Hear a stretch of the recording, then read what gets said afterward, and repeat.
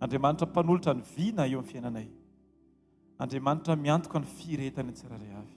Andriamanitra mpamatsy. Andriamanitra mpanasitrana. Andriamanitra mpampahery. Andriamanitra mpiady mahery. Andriamanitra ilay nanolotra amin'ny fandresena ho anay tamin'ny alalanao Jesosy Kristy. Misaotra anao izay Tompo fa matoa izay tahaka an'izao dia noho ianao Andriamanitra. Matoa fiainanay tahaka an'izao Jesosy dia mbola noho ianao irery ihany. Misaotra anao Andriamanitra ny amin'ny tombonandro iray izay omenao anay. Misaotra ny amin'ny teny rehetra izay naloko ny vavanao tamin'ny alalan'ny mpanomponao be dia be tamin'ity herinandro ity, tao anatin'ny sekoly, tao anatin'ny fanombohana, tao anatin'ny teny, tao anatin'ny fiankofana, tao anatin'ny fiderana, tao anatin'ny vavolombelona. Maneho ianao Andriamanitra, fa Andriamanitra mahay zavatra rehetra ianao. Tsy teny nosoratsoratanao fotsiny ihany ilay tao amin'ny Mateo 7:20, andiny 4:20, izay milaza hoe tsy misy tsy hain'Andriamanitra tao.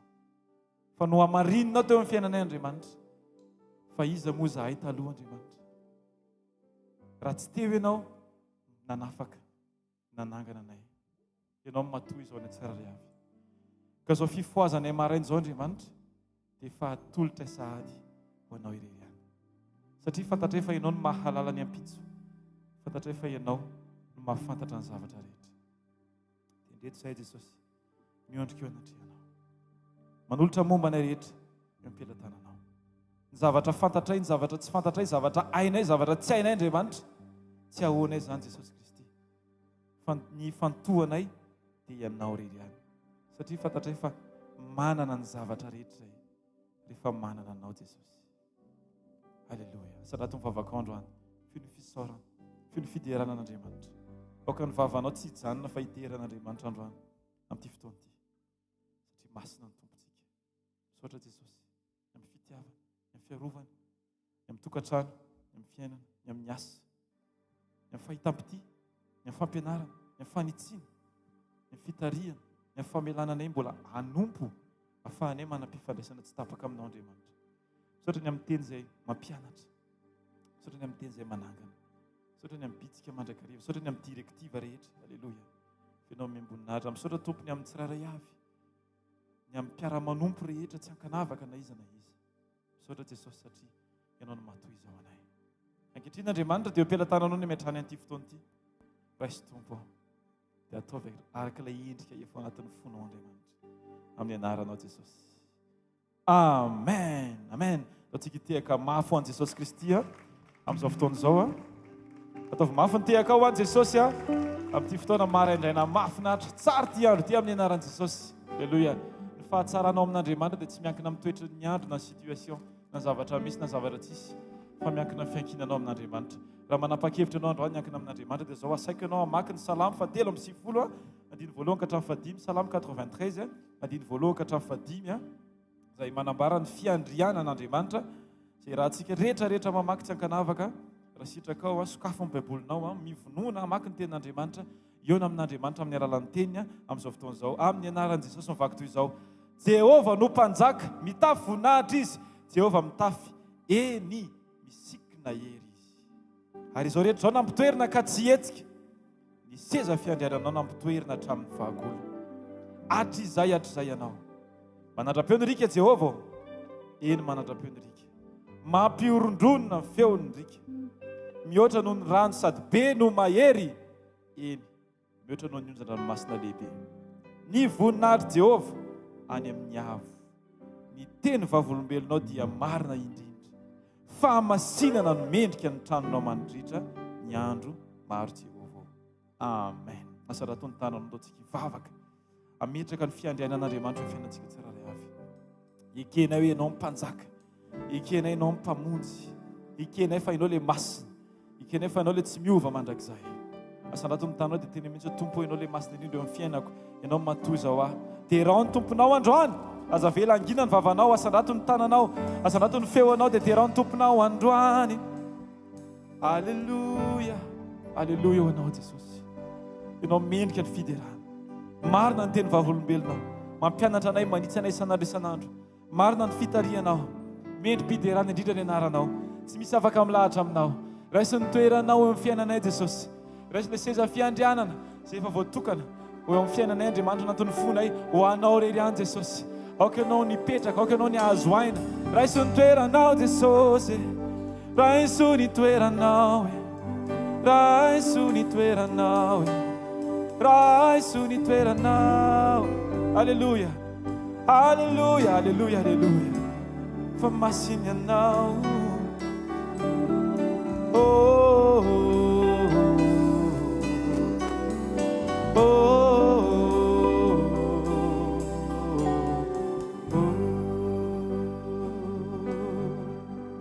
totsika rehetra iraka iteny hoe alleluia ho anao Jesosy.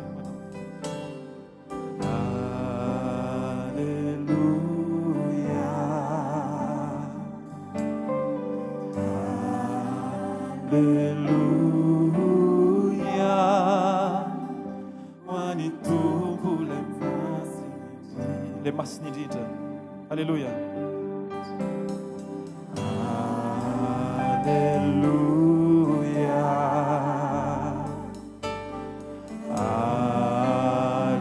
alleluia, hoan'ny tompo le masiny indrindra, hoan'ny tompo le masiny indrindra.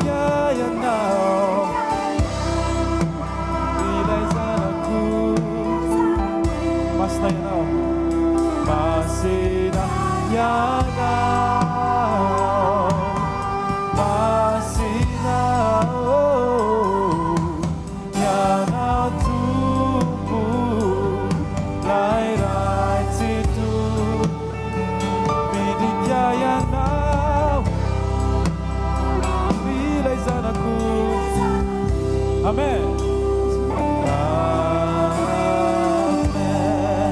Akan vavanao iki alleluia am'izao fotoana izao. Alleluia, alleluia, alleluia, alleluia, alleluia. Hoan'ny tompo le masiny indrindra, hoanao irery ihany. Alleluia, alleluia,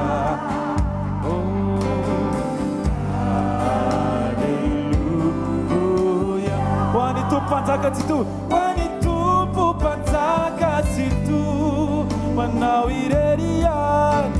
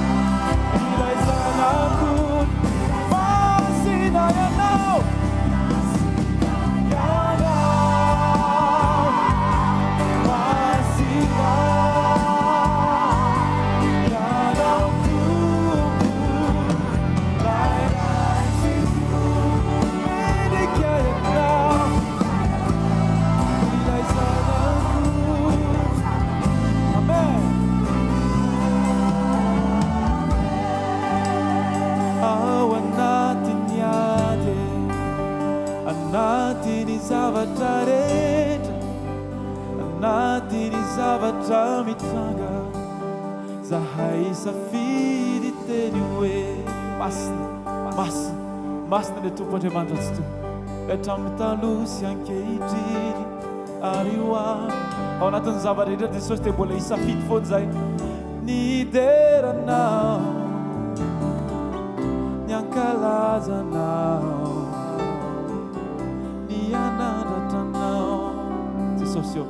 tsy avelanay ho tereniny fiainana koa Andriamanitra ny fiderany any am-bavanay. Tsy avelanay ho tereniny situation Andriamanitra ny fonay Andriamanitra. Fa marina loatra ny teninao fa efa noafahanao zahay rehetra Jesosy. Dia ko fiankofan'ny olona afaka Jesosy. Ako fideran'ny olona efa noafahana. No tanteraka androany ka tsy menatra izay hiteny hoe masina ianao. Masina ianao. Tsy miova masina mandrakizay. Nahoana mety fitoraham-bato tahaka ny Stefana tsy nampiova ny kalitao-piderany Andriamanitra ny fitorahan'ny olona fa vao mainka nampifantoka azy taminao Jesosy. Tahaka an'izany Andriamanitra izay tsirairay avy amin'izao fotoana izao. Vao mainky vazina bebe kokoa ry izahay ka sa hiteny hoe masina masina ianao tompo ianao tompo ataovy amin'ny herinao rehetra misy androany ho an'ny Jesosy. Lany io eto ny herinao aza tsitsily.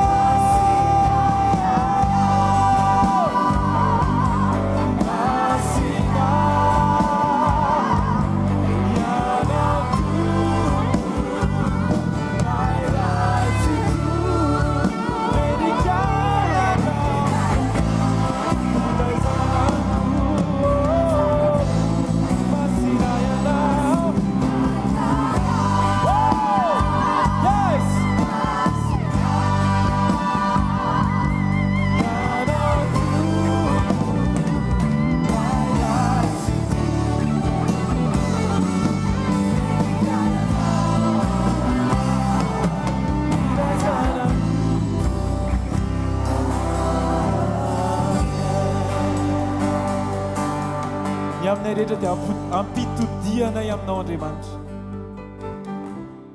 Amin'ny fotoana fahanginana Jesosy doko ny feonao rery ihany no renay Andriamanitra. Amin'ny fotoana fahanginana Jesosy dia ampangina avokoa Andriamanitra ny feo rehetra dia tsy mampandroso anay tsirairay avy.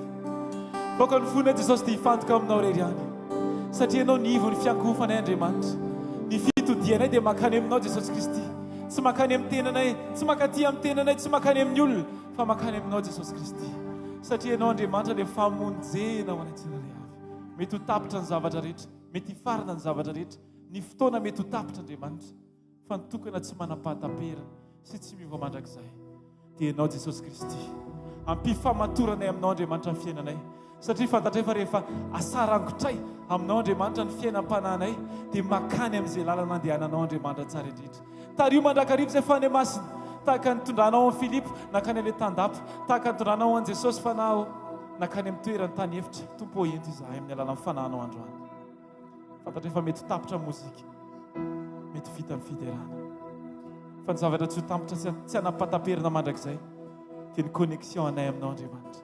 Tsy avelana ho tapaka mandrakizay ny fifamatorana aminao Jesosy. Amin'ny fotoana rehetra Jesosy dia hianatra izahay hikambana aminao. Aleluia. Tapitra ny mozika vita ny fiderany indrao manantonanao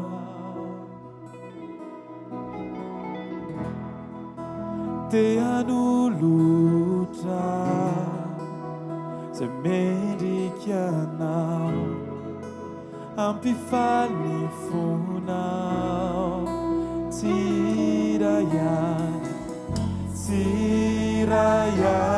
tompo tsy ilay kanto aminy tsy zany no andrasanao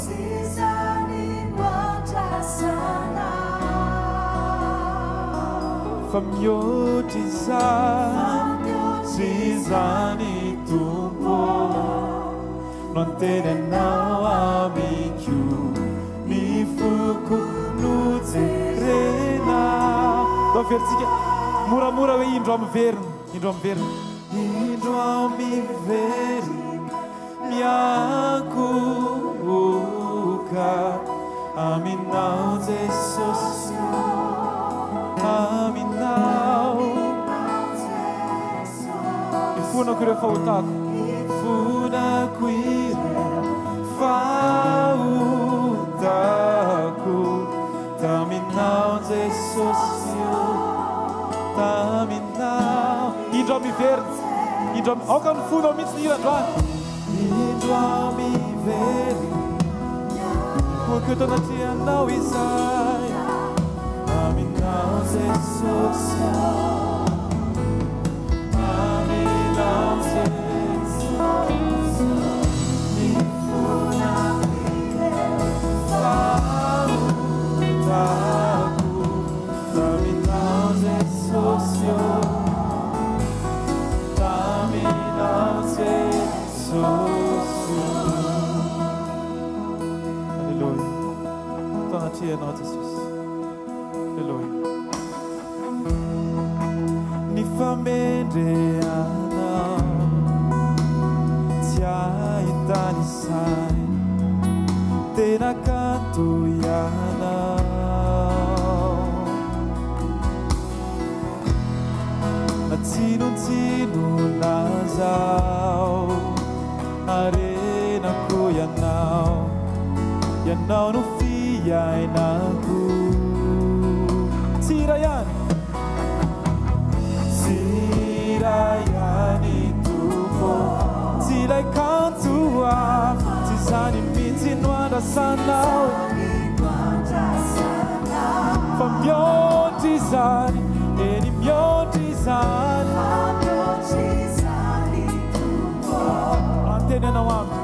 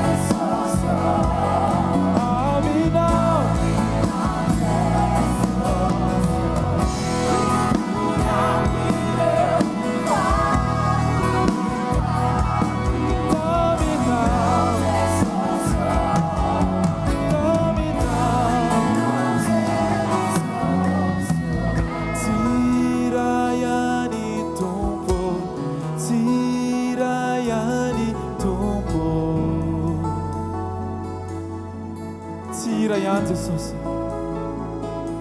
Alleluia. Tsirayany Tompo, tsirayany Tompo, fa mihoatry izany Tompo, fa mihoatry izany Tompo. No jerenao ni fuku no jerenao,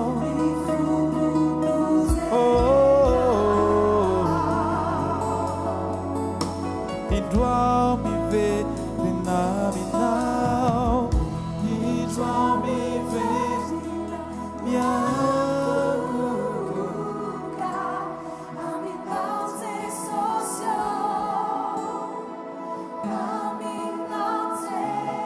nifuna guire fautako, taminao,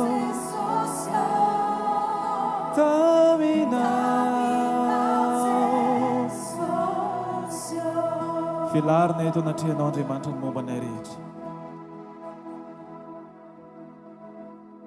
Milanao mafy zahay Jesosy, Milanao ny fiainanay Andriamanitra. Milanao miteny eo amin'ny fiainanay izay Jesosy. Mba tsy ho tenin'ny olona foana Andriamanitra no hitondrana ny fiainanay na ny teninay. Foka ny teninao Kristy. Ilay fananganam-pinoana, ilay fanantenana mandrakizay, ilay famonjena ao anay.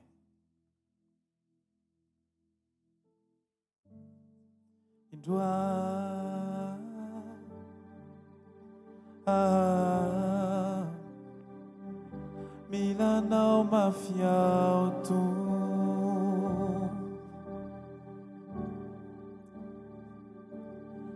veria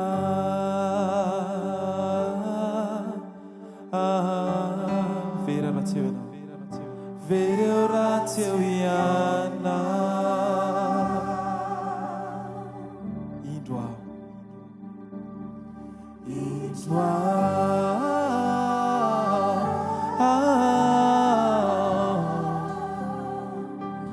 Milanao mafiauto sai rehetra Jesosy Milanao avoko ny fiainanay ny fonay Milanao vera ratseu enao indro ao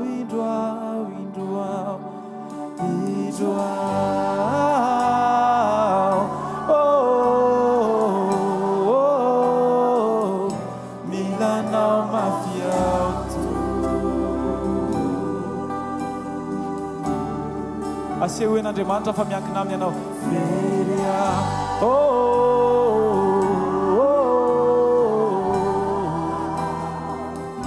veria ratseu iana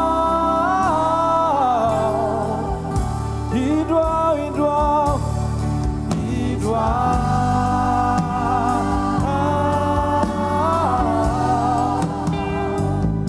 Milanao mafiauto sao Jesosy Milanao mafiauto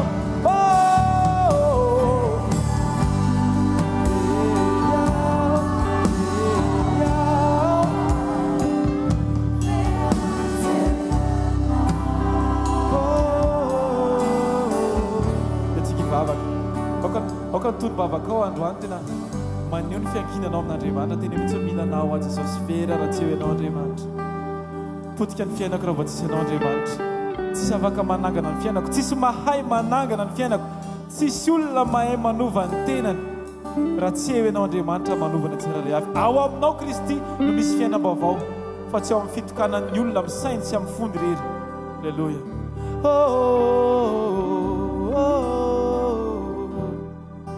Milanao Jesosy Milanao ny fiainako Jesosy satria anao zahay Jesosy ataontsika rehetra hiteny hoe anao Andriamanitra ianao efa niteny fa ianao dia koa marina amiko izany teny izany androany amin'ny anaranao Jesosy izamoao Alleluia izamoao Alleluia sao miova isan'andro Alleluia sao miova toy ny voninkazo eto anio rapitso alazo onde izay mandalo ihany tsy maharitra nefa nenaketva miantso tompo azoninao tsy ho lavo ao lazainao e izao Alleluia sao miova toy ny voninkazo eto anio rampitso alazo onde izay mandalo ihany tsy maritra nefa magaga fa enonao foana ao rehefa miantso ao tompo anao lazainao foana ao e anao Ataontsika iteny anao a Jesosy. Asarato amin'ny tananao dia teny hoe anao. Anao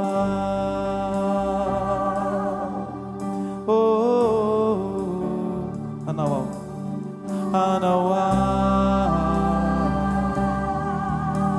ny fiainako izay momba ay. Anao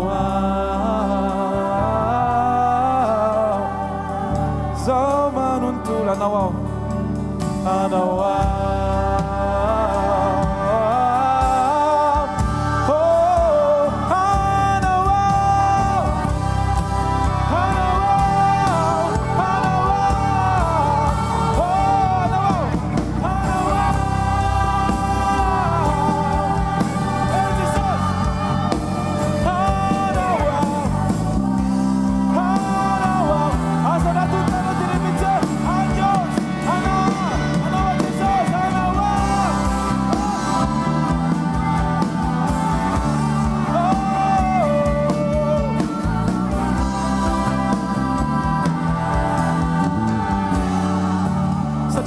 Jesosy fa rehefa anao dia nanieriko ary tsy atsony Andriamanitra fa nierinao Andriamanitra mameno ahy. Naiza andehananay Jesosy dia tsy horeraka izahay satria ianao no mialoha anay andeha tsy horeraka nierinao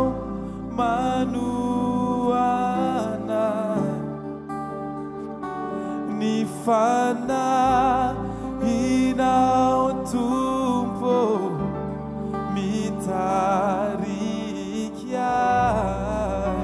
Matoky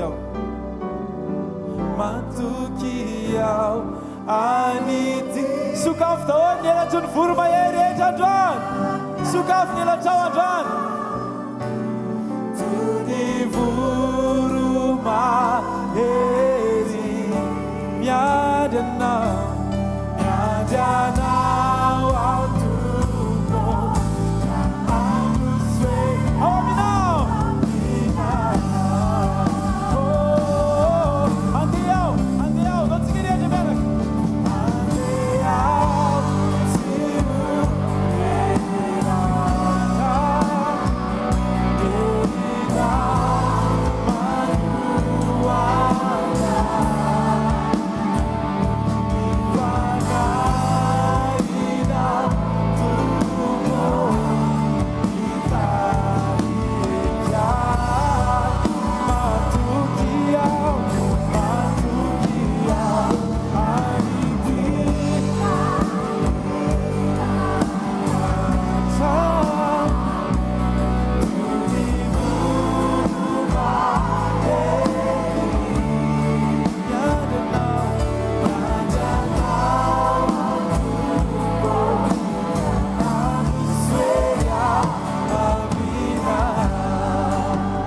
Anao Tompo ka androswery aminao.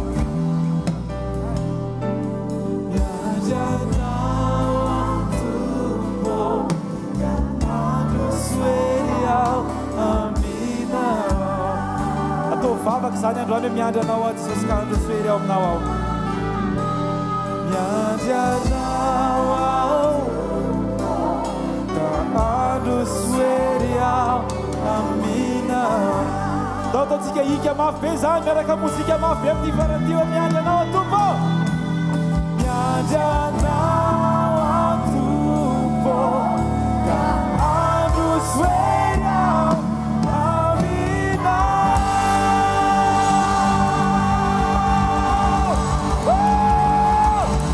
Alleluia.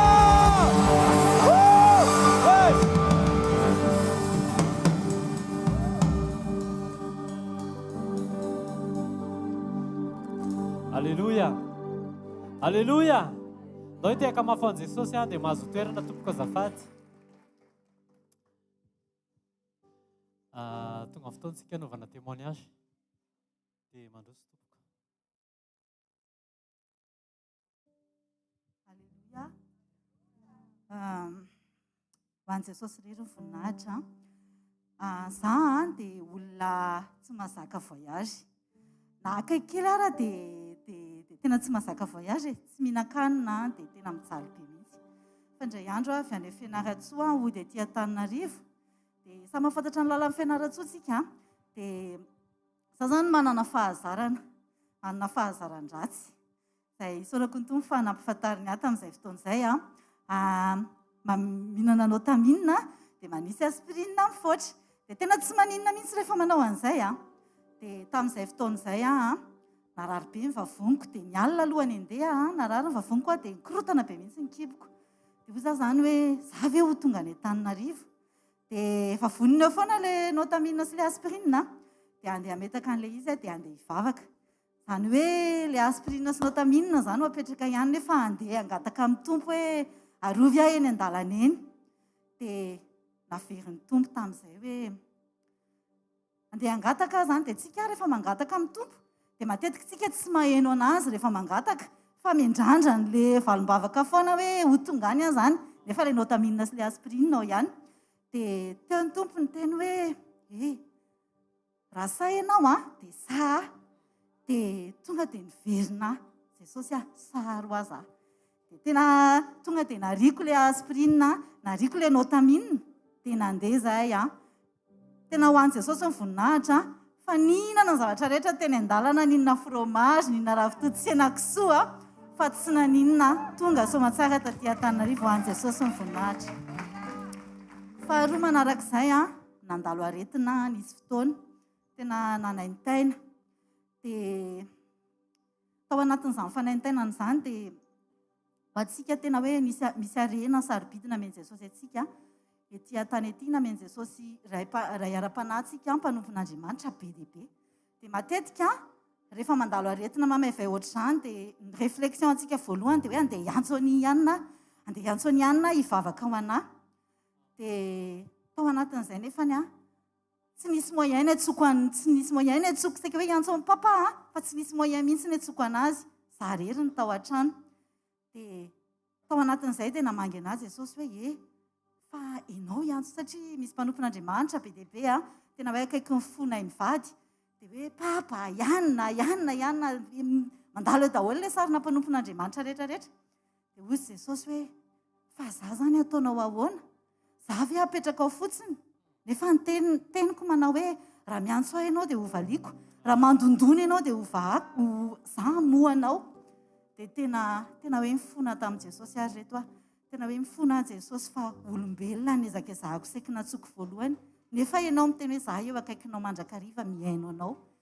Dia tena niverina tamin'ny tompo dia ny afatra tiako tenena ao anatin'izay sy tena hoe fianarana namen'i Jesosy anao hoe marina fa ireo mpanompon'Andriamanitra be dia be ato amin'ity fanompony ity mampianatra antsika foana ny communion.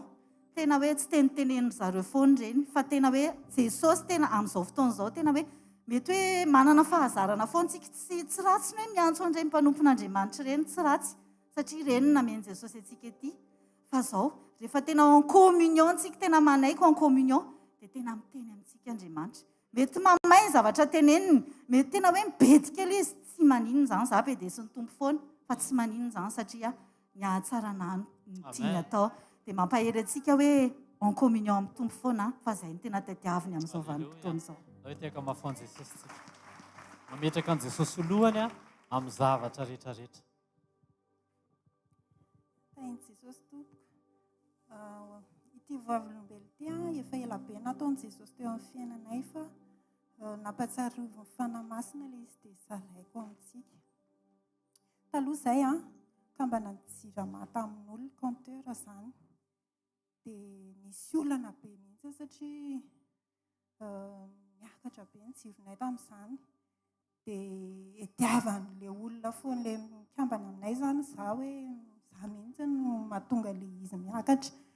Dia nefa raha ny zavatra ampiasainay nataoko ny atsasaka ny zavatra ampiasainy zareo raha mbola kely ny anay fa tena niaritra fotsiny atao anatin'ilay izy hoe na ohatrinona dia aloha foana. Dia tena niezaka mihitsy ny tsy ho famaly tamin'ilay jirama fa izy tena manao esoeso teny, manao teny mandratra, manao farahe foana izy isako ny fanenamiko. Dia tena mavesatra be tatao anatiko izany. Dia farany lasa famaly izay hoe nareo mihitsy. Dia dia tsika moa ampianarina foana ilay hoe mila manana madio fo. Dia avy eo any fona taminy hoe fona ho aza fa za koa mamela anao. Dia arakaraka nanaovako an'izay réaction izay a, vao maizy nanamary tena be mihitsy hoe ianao mihitsy ilay mampiomehy. Dia toy hoe tsy maninona Jesosy fa efa vitako ny zavatra nitakianao taminao a. Dia ilay izy tsy mifarana fa tena mbola mitohy foana ilay zavatra ataony. Misy an'izany tena tonga dia mitsofoka ao an-tranonay izy dia savainy hatrany an-dakozia hoe inona ny ampiasainareo ato fa mihodina be ny compteur ohatr'izany dia tsy mamaly mihitsy izay. Enfin nandalo ady be izay mivady efa nijoroanay vavolombelona teto ilay izy. Dia nitapahany jirama mihitsy ny jiramanay tamin'izay satria tena tsy voalohana intsony. Herintaona izay ny natao anaty aiziny. Dia rehefa afaka ny herintaona dia tonga mampiasa ny jirama izany akan'ilay compteur. Dia ozy izy hoe rehefa tsy voalohanareo io dia ho alainay. Dia teo izany dia hoe dia teo ny eo Andriamanitra, teo ny eo Jesosy. Tonga dia nisy olona nikasihana hoe ndana loavy ny jiramanareo. Alleluia. Dia mivadiko ny nandeha tany izany. Dia rehefa tonga tao amin'ny birao ny jirama dia izy le olona io izany no niaraka tamin'ny vadiko. Dia vao hitany namoaka vola ilay vadiko dia tonga dia vao mahay tatatata be ny vavany eo amin'ny birao ny jirama eo mason'ilay olona eo. Dia ozy izy ilay vadiko hoe tsy famaly aminao ozy naleako aty fa ny antranontsika miresaka. Dia izy mbola nitatatata tsy nijanona mihitsy ny vavany. Dia tonga dia izy ihany no nanala ny tenany hoe za koa tsy ampiasa ntsony fa eto anareo any ozy. Dia teo dia tena hoe ho an'i Jesosy irery mivoninahitra fa tamin'izany raha tafakatra 200 000 ariary ny jiramanay tena nampidinin'i Jesosy entre 10 à 15 000 ariary izy amin'izao. Dia ho an'i Jesosy irery tompoko ny voninahitra. Alleluia. Ndao tsika hitsangana, ndao tsika hisotra an'i Jesosy. Takian'Andriamanitra amintsika dia tena reny teny apetrany eny ambavan'ny mpanompony ireny communion mametraka an'i Jesosy ho loha laharana amin'ny zavatra rehetrarehetra. Men'Andriamanitra mpanompon'Andriamanitra be da be tsika fa iza mamaky atsika Jesosy ve aloha sa ilay mpanompon'Andriamanitra dia Jesosy second plan. Dia rehefa manome ilay toe-pontsika dia milamina ny zavatra rehetrarehetra. Toe-po manaiky, manetry tena, mifona amin'ny hafa, mangina, manakombona vava amin'ny zavatra rehetrarehetra. Raha 200 000 ariary ny jirama dia lasa 10 à 15 000 ariary isam-bolana. Azontsika ve izany? Jesosy no ao ambadika izany. Jesosy no afaka nikitika amin'ny fon'ilay olona hoe izay raha nga tsy hanao tsony, tsy hangalatra tsony izay fa andana aleonareo mandoha vola mora. Jesosy daholo ny ao ambadika izany. Izy ny afaka mikasika fona mpanjaka, dia izy ny afaka mikasika amin'ny fony manodidina antsika tsirairay avy. Asandrato ny tananao dia ndao tsika hisotra an'i Jesosy. Ny amin'ireo fahagagana mety tsy takatry ny saina fa ataony eo amin'ny fiainanao. Mety ianao tsy tonga saina, tsy mirealize an'ilay izy fa rehefa mandinika ianao dia sokafa nyfanamasina ny fonao hoe misy zavatra be da be ataony Jesosy eo amin'ny fiainanao. Jesosy ndreto izay misotra anao mankasitraka. Misotra ny amin'ny fitantananao, ny fidiranao an-tsehatra eto amin'ny fiainanay tsirairay avy. Misotra Jesosy fa manaitra anay indray ianao amerina ny communion amin'ny lohany, amin'ny zavatra rehetrarehetra. Metraka anao ho lohany, tsy ratsy ny fisian'ny mpanompon'Andriamanitra Jesosy. Misotra ny amin'ny fisian'izy ireo. Fa raha sanatry kosa maka ny toeranao eto amin'ny fiainanay Jesosy. Dia aleonay ianao Jesosy. Misotra Jesosy ny amin'ny ikasianao ny fony taty teo Jesosy. Tena hoe mahay manakombona vava, mametraka anao ho lohany amin'ny zavatra rehetrarehetra, mameno toetra izay takianao, fahalemem-panahy, fandeferana. Ary rehefa omenay izany dia ianao mikasika ny fony manodidina. Tanteraka ny sitraponao. Misotra ray amin'ny anaran'i Jesosy dia misotra ny amin'ny vavolombelona izay ataonao eto amin'ny fiainanay tsirairay avy amin'ny anaran'i Jesosy Kristy avy Nazareta, raiso anao ny dera sy ny lazara ny voninahitra. Amen. Ndao hitehaka mafon'i Jesosy dia mahazo toerana tompoko azafady.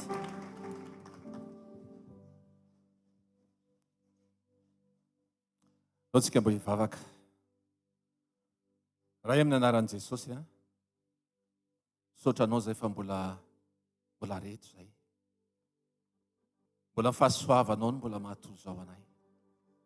Tsisy ninona avy aminay Jesosy fa ianao daholo. Androany manokana Jesosy misaotra ny amin'izao mbola opportunité omenao anay izao. Hifampizara fiainana izahay. Ilay fiainana avy aminao. Tsy fiainana izao tontolo izao fa fiainana avy aminao. Aoka Tompo izany fotoana zany ahafahanay tsirairay avy tena miaina miaraka aminao, misitraka le fahatsaranao, misitraka le fanotronanao. Anao ny anambara zay rehetra lazainy eto indray, ary ny fanahinao no anokatra ny fony tsirairay avy andray zany fahatsarany zany, amin'ny anaran'i Jesosy, amen. Alleluia, alleluia. Hozy izy ny tompo ao amin'ny Deutéronomia 30:19 raha sy diso hoe asehoko anareo izy fanahy ny fiainana sy ny fahafatesana, fa misafidiana fiainana. Amen. Soran'ny tompo ianao raha mbola izy miteny anao hoe misafidiana fiainana. Fa amin'izao fotoana izao amin'izao vaninandro izao dia misy ohatra ny endrika fiainana mety be dia be, nefa ny ao ambadika ilay izy fahafatesana. Fa androany ny tompo te hiteny amintsika androany hoe misy le tena fiainana ary misy le saritsary-piainana. Ny fahavalon'ny zanak'Andriamanitra dia mitady marimaritra iraisana foana, mampiseho zavatra ohatra mety, mampiseho zavatra ohatra ny hoe tsy maninona raha manao an'ity, ohatra mamirapiratra daholy, fa maninona moa raha manao an'ity ohatra ny tsy maninona le izy.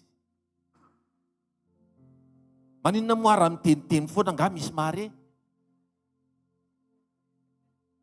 Tsisy mahare tokoa ianao raha miteniteny foana. Fa Andriamanitra te hiteny aminao androany le tena izy, le tena fiainana safidiana. Amin'izao fotoana izao tsika amin'ny efa mandeha be moa ny teknôlôjia zany dia misy le tena hoe original, dia misy le copie, misy moa ny master copie. Fa itsika tsiray avy no arian'Andriamanitra hitovy endrika aminy. Amen. Farafaratsiny zany le izy master copie, farafaratsiny. Zany master copie zany tena mitovy endrika amin'le tena original. Tsika tena mitovy endrika amin'Andriamanitra, fa tsy Andriamanitra. Raha zany ao androany tena napakevitra inona le tena izy. Raha hitentsika zao hoe fahendrena, inona le tena fahendrena? Misy filôzofy be da be, misy olona be da be ohatrany hoe manam-pahendrena. Misy citation be da be mety hitanareo dia ohatrany hoe hoay tsara be zany, partagena mihitsy ary le izy satria mampanentanentana anao. Ozy izy ianao hoe zany ny tena fahendrena. Ozy izy Andriamanitra amin'ny Jakoba 4:7-7. Vakiko amin'ny anaran'i Jesosy. Fa ny fahendrena zay avy any ambony dia madio aloha ary tia fihavanana, mandefitra, mora lahatra, be famindrapo sy be vokatsoa, tsy mihanahana na mihatsara velatsia. Amen. Manomboka izao zany ianao dia mitadiava le tena fahendrena. Raha nytany anao indray iza ny tena mpampianatra.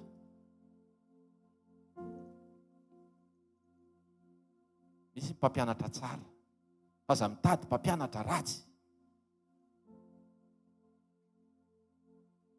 Inona ny tena fiadanana? Izy ten'Andriamanitra Jaona 14:27, fiadanana no avelako anareo, fiadanako no omeko anareo, tsy tahaka ny fanomeny zao tontolo zao, tsy tena fiadanana le fanomeny zao tontolo zao, fa oatra ny mampiadana. Ny arena zany raha vao ny arena no oatra ny mampiadana anao, na zay ompelantananao no oatra ny mampiadana anao, dia mila mandiny teny anao fa tsy tena fiadanana zay, fa le nomen'Andriamanitra ny tena fiadanana. Amen. Inona ny tena arena ary? Izy ny tompo miari arena ho anareo any an-danitra. Amen. Fa le hareny eto maninona misy kalalao.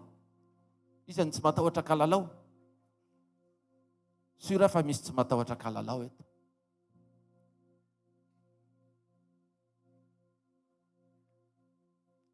Inona ny tena fiainam-baovao? Tsy hoe rehefa miova asa ianao dia fiainam-baovao. Tsy hoe rehefa mifindra trano ianao dia fiainam-baovao. Fa ny tena fiainam-baovao mila tadiavinao. Amen. Amen ve zany sa tsy amen? Inona ny tena fitiavana? Zany zao manahirana be mihitsy ho an'ny olona sasa, fa tsika eto tsy sahirana satria fatatsika ny tena fitiavana. Aleloia. Satria ny olona mihevitra hoe rehefa ty dia izay Andriamanitra dia fitiavana dia tiavina daholo ty zavatra rehetrarehetra ty. Nefa tsy fitiavana avy amin'Andriamanitra. Marina ve zany sa tsy marina? Inona ary ny tena marina? Izao lalana sy fahamarinana ary fiainana. Jesosy tokana ny fahamarinana. Fa miesaka ny olombelona manamary tena nefa tsy marina. Lava be le izy fa dia hiteny amintsika androany. Raha iresakitsika hoe tena finoana. Inona ny tena finoana?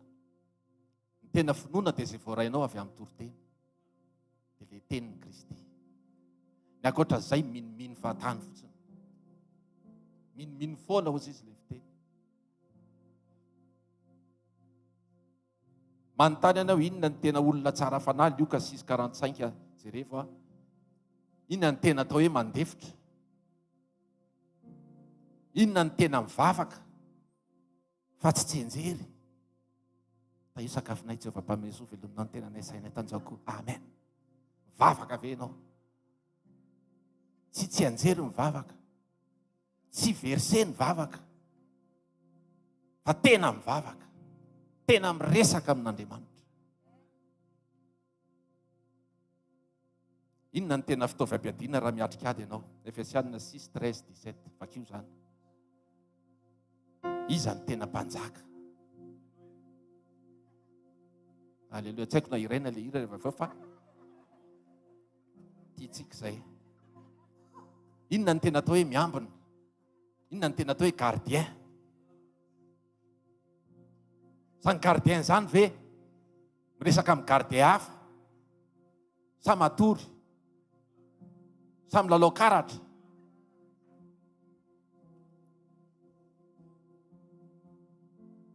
Eto sao dia misy tena za tsy teo gardien zany. Asa tsara ny gardien satria atokisan'ny olona izy. Inona ny tena sakafo?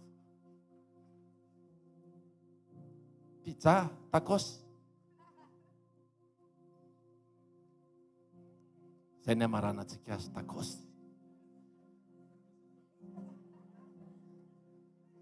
Ny tena fihinana sy ny tena fisotro.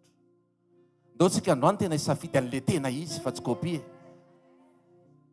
Tsy hoe ratsy ny mihinana zavatra hafa, mihinany ianao fa so maloiloy rehefa aveo torana dia hoe délivrance ny atao anao satria anao torana, satria anao tsy ampy sakafo. Fa ny tena fihinana sy ny tena fisotro zay. Ndao tsika hitsangana hivavaka. Ray amin'ny anaran'i Jesosy mienatra izay tompo. Mienatra eo anatrehanao zay satria mieritreritra izay hoe be da be ny zavatra tena izy nefa tsy izy. Be da be ny sarisariny zavatra, sarisarina fiadanana, sarisarina fiainana nefa tsy tena izy. Ary nifantoka tany zay Andriamanitra androany hifantoka aminao zay sy zay lazainao. Hifantoka amin'izay ambara amin'ny mpanomponao zay androany, ary mino zay amin'ny alalan'ny teny izay ampitondrain'Andriamanitra amin'ny mpanomponao. Mino zay. Fa raha mbola ilaza fiainana ianao dia ahazo fiainana izay. Raha mbola ilaza fiadanana ianao dia handray fiadanana izay. Raha ilaza fanasitranana ianao dia handray fanasitranana izay. Manaiky fotsiny izay tompo androany amin'ny anaran'i Jesosy. Amen. Ataontsika hitehaka mafy voninahitran'Andriamanitra. Laizantsika amin'ny mpanompona.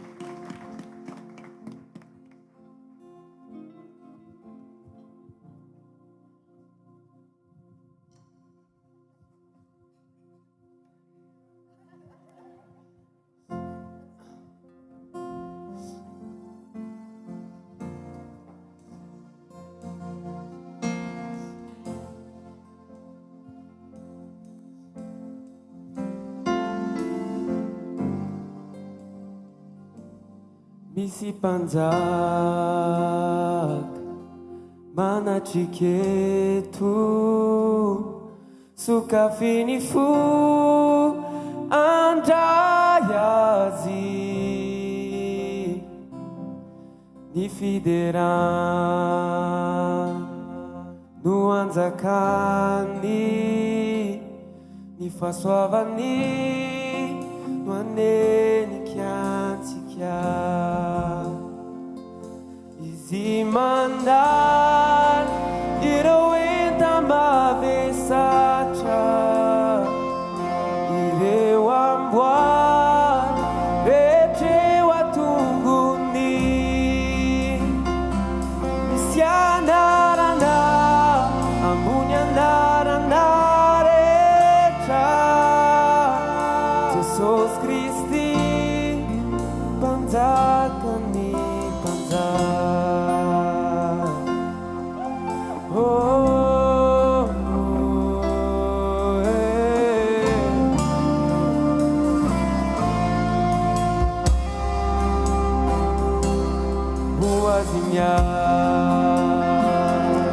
Zivoninaitra medikilay nandresoatsy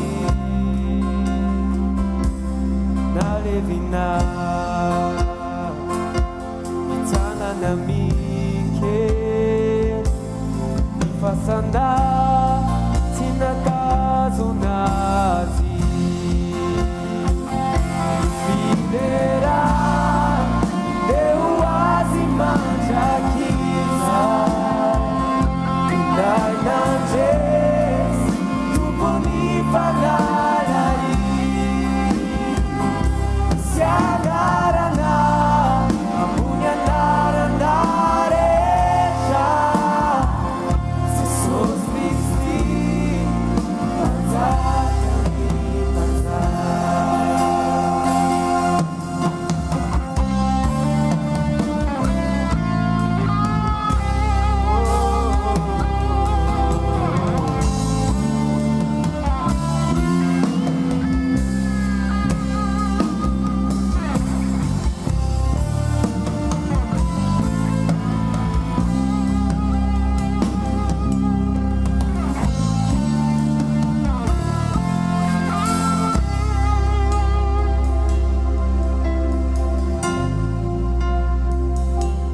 Tiwelitu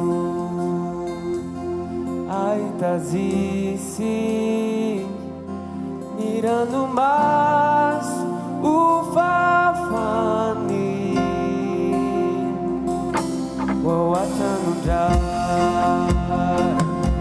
utapitanyaki tiwelai ipabitisia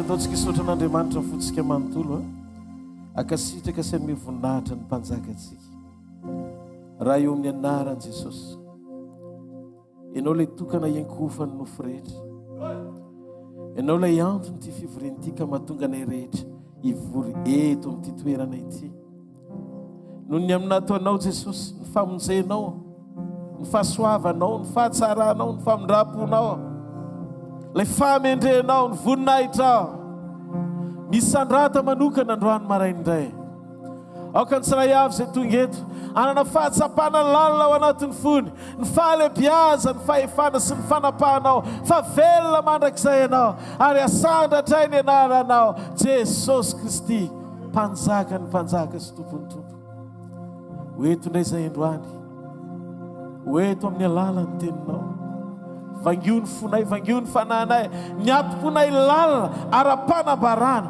mba hiteraka fanovana ao anatinay ny fanambarana tsisy kilema avy aminao satria tompo sy Andriamanitra ianao aoka ny mahamaiky ianao ny ao am-ponao sy tena avy aminao no zarainay tsy tongeto izay hitady izay mahafinaritra anay fa raha izany dia hoentiny anganongano sy ny sofina maha-olombelona izay eo am-piainonanao fa tonga eto izay tena hiaino izay avy aminao satria ianao manambara ny sitraponao aminay no mampety sy mahasoa anay dia izay avy aminao satria tomponay ianao misandrata androany maraina amin'ny anaran'i Jesosy amen. Ndao tsika itiatarana mafy be ho an'Andriamanitra halleloja. Voalohany aho misaotra an'Andriamanitra lehibe ndretsika iny amin'ny fataterahany fotoanandroany amen. Ary faharoa isaona ihany koa Menderta Blom brother tsika rahalatsika amen ny amin'ny fataterahany asa teto atoerana niaraka tamin'ny ekipa rehetra finiavana avy lavitra tonga teto Madagasikara izy mba hitondra afatra avy amin'Andriamanitra ho antsika. Andao itiatanana mafy be ho anazy nandritra n'izay fotoana rehetrarehetra nanomezany ny ora andro na foy ankonana tsy moro zany fa tena misy fo ao anatin'izany.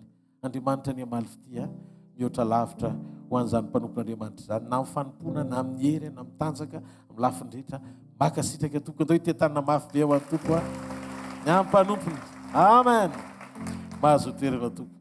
Fahatelo tsy kely indrindra eo mpipetrahany ianao maka sitraka anao koa ny amin'ny fatikina sy fitondrana am-bavaka hatrany fa dia voninahitra ho an'i Jesosy ny fataterahany izay asa fanompona rehetra nandrany any tany ampitan-dranomasina miamboninahitra ny anaran'i Jesosy. Androany dia misy double portion. Inona le anjarandroa androany sady iombona nofo sy raha amin'i Jesosy ianao ny fandray amin'ny anjara voatendry eo am-panasana tongotra halleloja. Mariana famangin'Andriamanitra ny mpanompony ny fanasan-tongotra androany satria namangy azy Jesosy hoe tokony isy fanasan-tongotra ono androany dia tanterahantsika mpitiavana zany ho voninahitra Andriamanitra manodidina an'izay zany sy ny fiombonana amin'ny tompo ny afatra androany. Izara amintsika ny zava-miafy ny fanasan-tongotra fa milohan'izay dia resaka mikasika momba ny hoe asarobidy ny fiombonana. Tsy mitovy ny hoe ny ona tsy mitovy ny hoe ny resaka tamin'i Jesosy ianao mahalala an' Jesosy ianao sy ny hoe ny aona manokana sy ny ombona tamin'i Jesosy ianao tsy mitovy zany. Nisy mpanan-karena anankiray tena araka an' Jesosy izy satria nahalala an' Jesosy izy. Dia ozy io mpanan-karena io hoe inona ozy izy no ataoko mba azahoako ny fanjakan'ny lanitra. Dia ozy izy Jesosy efa voalaza tamin'ny tolo hoe aza mijangajanga manajany rainao sy ny reninao tonga dia didi folo lazain'i Jesosy. Dia ozy izy le mpanan-karena zany rehetra zany ozy izy efa nitandremako sady tsikitsiky le mpanan-karena. Dia ozy Jesosy tamin'le mpanan-karena ty zavatra ray loha ianao mandehana hoe amdio ny fanananao rehetra teo omeo ny malahelo avy anaraka. Dia niondrika le mpanan-karena dia tamin'ny alahelo lehibe ny lazany aminareo fa tsy afaka anaraka an'i Jesosy izy satria voakeja ny arena ny fony. Mila fantatsika tsara zany no mahasamihafa ny atao hoe olona ny aona sy miombona amin'i Jesosy sy ny hoe olona mahalala sy miresaka amin'i Jesosy fotsiny. Tsy voatery zay olona mahalala sy miresaka ny amin'i Jesosy dia lazaintsika fa olona avy niaona sy niombona tamin'i Jesosy. Mila fantatsika tsara zany. Ny tena fanorena amin'ny fiainana kristianina ry havana dia tadio fa vokatra avy amin'ny fiombonana sy fionana marina tamin'i Jesosy. Tsy asa fanompona ny maneho fa mpanompon'Andriamanitra isika. Tsy toeram-panompona ilay izy. Tsy ny ho tonga apôstôly na evangelista na pasteur na ho mpitarika faran'izay mafana fo. Tsy ositra, tsy vavaka, tsy vision fa fiombonana sy fionana amin'ny Jesosy marina. Lara-pahamehana dia tsika tena niona tamin'i Jesosy, niombona amin'ny Jesosy. Ary mifototra amin'ny finoana dia tsy hoe rehefa mivavaka isika na rehefa makany am-piangonana foana isika na rehefa mideritsika sy miakohaka. Tsy ny hoe fandalovantsika ekôly biblika faran'izay enjana, fa ny zavatra voalohany hiaingatsika tena azahoana antoka ny fiainana kristianina dia ny fionatsika tamin'i Jesosy marina sy ny fiombonatsika aminy. Niona tamin'ilay zanak'Andriamanitra velona ve ianao? Efa niombona tamin'ilay zanak'Andriamanitra velona ve ianao? Tsy azona zay na hoe nanomboka akory tsika na dia efa niara-diela tamin'i Jesosy azy na dia efa 50 taona teo am-panomponan'Andriamanitra azy, raha tsy efa tena azo antoka fa niona tamin'i Jesosy ianao ary niombona tamin'i Jesosy marina ianao. Ny tanjony filazaon-tsara voalohany ary fototra iorenana anomboantsika ao anatin'ny fiarahantsika amin'Andriamanitra dia ny fionatsika tamin'i Jesosy marina sy ny fiombonatsika taminy. Eto ilay Jesosy lazaiko eto dia tsy izy fa ilay zanak'Andriamanitra velona, ilay maty ka velona indray, nitsangana maty tamin'ny andro fahatelo, niakatra ho any an-danitra ary nitoetra ho kavanan'Andriamanitra ray amin'izao ora sy fotoana iresahako aminareo izao, ary ho avy tsy hoe eny amin'ny raha ho any lanitra pakatra ny fiangonana. Hoy izy amin'ny Baiboly amin'ny Jaona voalohany toko 5:1-12 zay manana ny zanaka no manana ny fiainan'Andriamanitra ho aminy. Ny olona tena niona tamin'i Jesosy sy nandray azy dia manana fiainana mandrakizay ao aminy. Niova ny fiainany, tsy ilay fiainana teo aloha intsony fa fiainam-baovao. Mba fantatsika ve fa misy olona tena hoe mety eo ampilipitra isan'andro ny fiainany, toroteny, fa tsy mbola niona tamin'i Jesosy marina izy. Mpiandraikitra, mpanompon'Andriamanitra, pasteur, olona mety manana titra manokana ao anatin'ny fanompona ao anatin'ny ministera 5 fa tsy tena mbola niona tamin'i Jesosy izy. Pastera, fa ahoana loatra zany fionana amin'i Jesosy tianao zarainy zany? Inona ilay tianao ambara mikasika momba ny fiombonana amin'i Jesosy?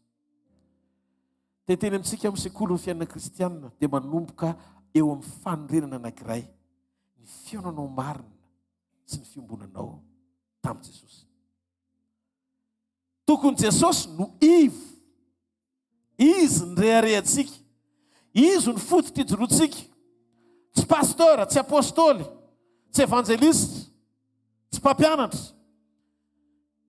Jesosy Kristy avy any Nazareta. Tsy fiderana amin'ny fanorenana, tsy fiankofana amin'ny fanorenana, tsy fivoriana mahafinaritra amin'ny fanorenana, tsy révélation amin'ny fanorenana, fa ny fanorenana tokana ihany. Jesosy Kristy avy any Nazareta.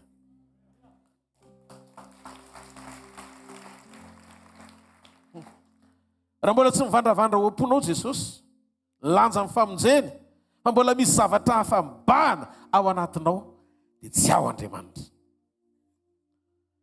Fototry ny fiainana kristianina ny fionana marina amin'i Jesosy, fiombonana aminy.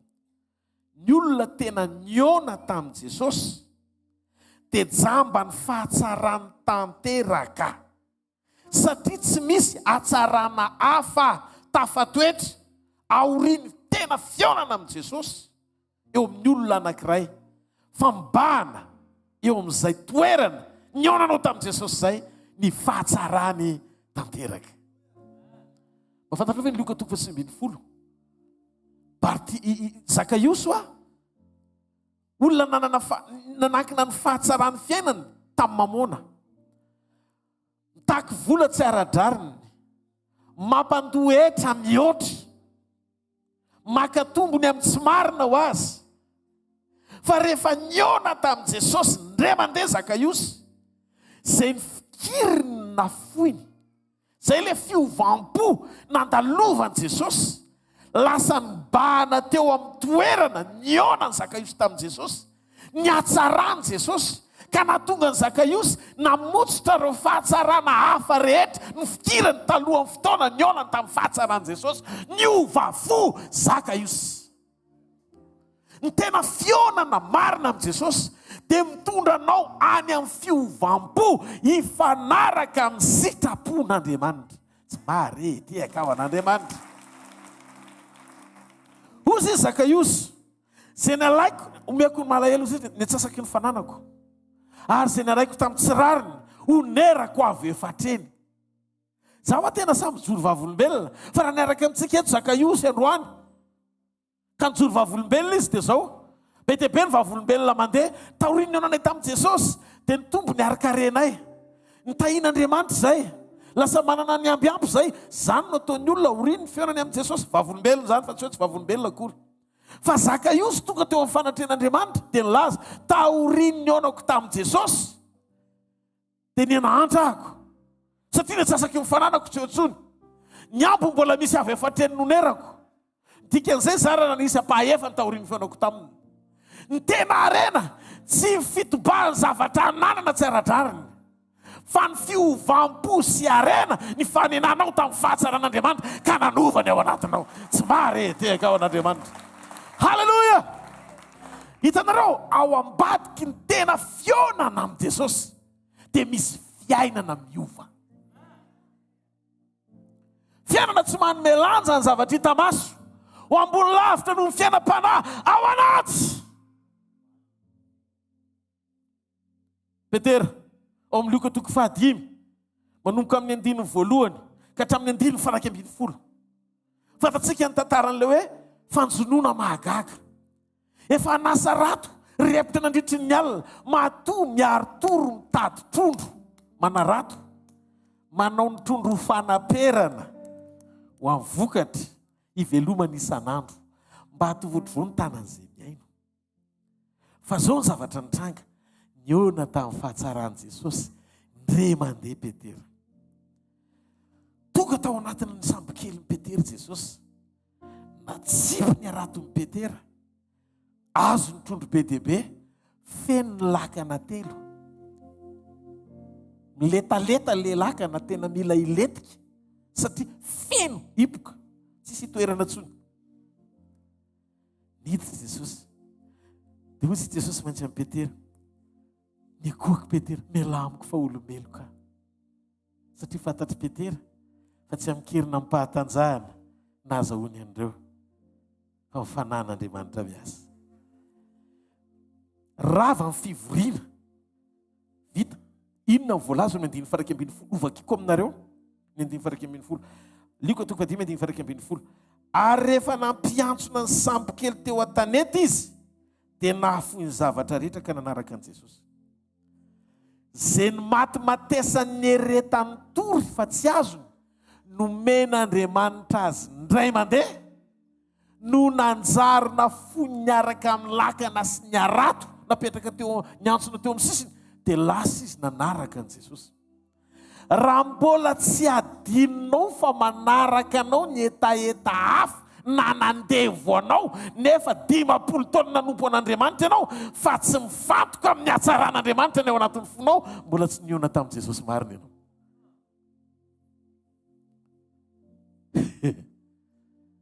Misy motivation ao anatin'ny olona, tian'Andriamanitra hovaina aorian'ny fiainana aminy. Tsy motivation na tsy tokony ho zavatra hafa no etaeta ampiasanao eo am-panompona.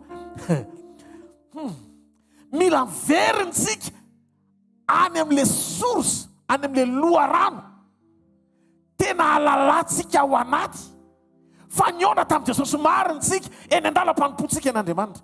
Misy fotoana mantsy miova eny an-dalana le izy. Arakaraka ny andro sy ny androsoana lasa miova motivation mba fantatrao. Mety misy olona mihevitra ny atao hoe fahombiazan'ny fanompony amin'ny abetsahan'ny olona miaino azy. Rehefa mandroso ny fiangonana, miditra ny vola, vita daholo ny karazana projet, variana amin'izay paster amin'izay re fiangonana. Lasa misaina amin'izay hoe ahoana ny fomba nidinana nyty asy ty. Ny ampandroso azy bebe kokoa, ny hiazonana ny olona ho ao am-piangonana izay tsy voazona ny seza fiandrianana eny an-danitra. Ny antony ao anaty fahavarim-barianana dia miditra ny devoly manova fifantohana. Mamaika an'Andriamanitra dia tadidio ny ainatsika izany atao hoe karazam-piainana, miaina ao anaty fahajambana, tsy mahita fahatsarana hafa akoatra ny fahatsarany rery. Tsy marety aika ao an'Andriamanitra. Halleloja! Mahafoy ny zavatra rehetra. Ataotrao ny tanao mahafoy ny zavatra rehetra. Toe-po mahafoy ny zavatra rehetra noho ny fahatsaran'Andriamanitra. Maria Magdalena manangomenaka ohatry ny banky, satria tamin'izany mbola tsisy banky, dia eo menaka ny banky. Varitena izy nandritra ny 4 taona. Varitena nataony eo anatina menaka, ao anatina tavoahangy alabastara, le menaka lafo vidy. Misinvesty tamina menaka izy zany, ampidiriny eo menaka, ohatrany hoe volamena tamin'izany menaka, na sady lafo vidy. Izay tombony azony eny am-pivarotan-tena avadika menaka. Fa vao nahita an' Jesosy izy, raisiny le tavoahangy. Hitanareo io tavoahangy alabastara io, rehefa tena dinihana dia tavoahangy matevina, dia ohatrany hoe tehiriziny io tavoahangy io ro karazana fahatsarana rehetra ao anatin'le menaka lafo vidy. Dia zay no mahatonga an'izy io tsy azo asiana rivotra tafiditra ao anatiny fa mihity tsara. Dia raha ohatra zany ka araraka tsikelikely le izy, dia be dia be ny zavatra very ao amin'le menaka, ohatran'ireny mercure reny, dia miena ny vidiny. Dia mba tonga le izy tena hoe tsy embidy fa ho lafo vidy foana, dia mila tehirizina tsara, saromana tsara le tavoahangy. Fozy izy Maria Magdalena avy any, nentin'le tavoahangy, tonga izy dia tongotra Jesosy. Tonga dia nakapon'le tavoahangy ho vaky, mba tsy ho very le ny sorehetra ao amin'le menaka, fa tonga dia ara-potoana amakina ny tavoahangy ny rarahan'le izy eo amin'ny tongotra. Mafantatrareo le izy, misy zavatra sarobidy ao anatinao, diloilo masina le izy, niosotr'Andriamanitra le izy, fa tsy tena mivoaka le anitra le onction raha tsy brise aloha le vatana sy le nofo, potika aloha ara-nofo. Mihainao tsara ve nareo? Ohatr'izay mihitsy nataony Maria Magdalena, adino Maria nilanja sy tomba midiny le menaka rehefa teo tongotra Jesosy izy. Hitanareo, zay rehetra mifanena amin'ny fahatsarany Jesosy dia tsy misy fahatsarana ambonimbony kokoa mihazona azy tsony. Zay le olona tena niona tamin'i Jesosy. Zany tsy miankina amin'ny hoe 4 taona tsika nanimpotsika an'Andriamanitra, fa mifanontaniana mipetraka efa niona sy niombona tamin'i Jesosy ianao. Hitanareo, raha tsy maro toerana ny fametranao an'izany fionana amin'i Jesosy zany, dia zava-boana ny fanompotsika an'Andriamanitra, satria tsy tena tanteraka ny fandresen-dahatsika ametraka an'izany atao hoe fahatsaran'Andriamanitra zany ho ambony noho ny fahatsarana hafa rehetra. Hitanareo, zany mahatonga ny olona atototo ny fiainana eny am-panompona, satria mbola tsy tena niona tamin'i Jesosy izy. Mety misy antony natonga anao hivavaka. Ohatra, ny fiderana atsy tsaratsara kokoa no ny fiderana atsy. Dia andeha atsy afa ny antsy fiakofana ny tena matotra be mihitsy, fa ny rehetra tsy dia mahazoazo loatra, satria ianao zany tsy tena niona tamin'i Jesosy fa te hiona ny fiakofana. ohatra blessing ry tena blessing miracle monnaie atsapatika tsy miracle monnaie enjana be anandraka any tonga any ianao mety mahazo monnaie fa ny fiainam-panatsy oke ditanareo mpanompo hoentiny zay mahafinaritra ny sofiny hitondra azy araka ny filana ozy izy ny baiboly ny fanompona tsy filana mitondra fa fahatsaran'Andriamanitra mambabo ambony lavitra no zay rehetra ilainao ny lanja amin'ny famindram-po sy ny fitiavany zany akory tsy midika hoe tsy aso ny fiainanao izy ary ny zavatra azoko antoka raha vao manomboka tafatoety tsara ao amin'i Jesosy ny fiainam-panahinao misy zavatra tsy voatery hoentinao amam-bavaka fa hikarakarany ianao amin'ny fomba tsy takatry ny saina satria ny mahamaika an'Andriamanitra ny ombona aminao fa tsy ny tanao amin'izay ilainao loatra akory rehefa voavaly zay ilainy ka tanteraka amin'ny fifaliany dia hoe fainy ny fifalianao rehetra tsy maharety aika ao an'Andriamanitra ny olona niona tamin'ny fahafenon'Andriamanitra dia tadidio miaina ao anaty fahafenona tsy mahatsapa fahabangana amin'ny zavatra rehetra iainany sy lalovany eo amin'ny fiainana aoka tsy adino zany zany ny fanondrena amin'ny fiainana kristianina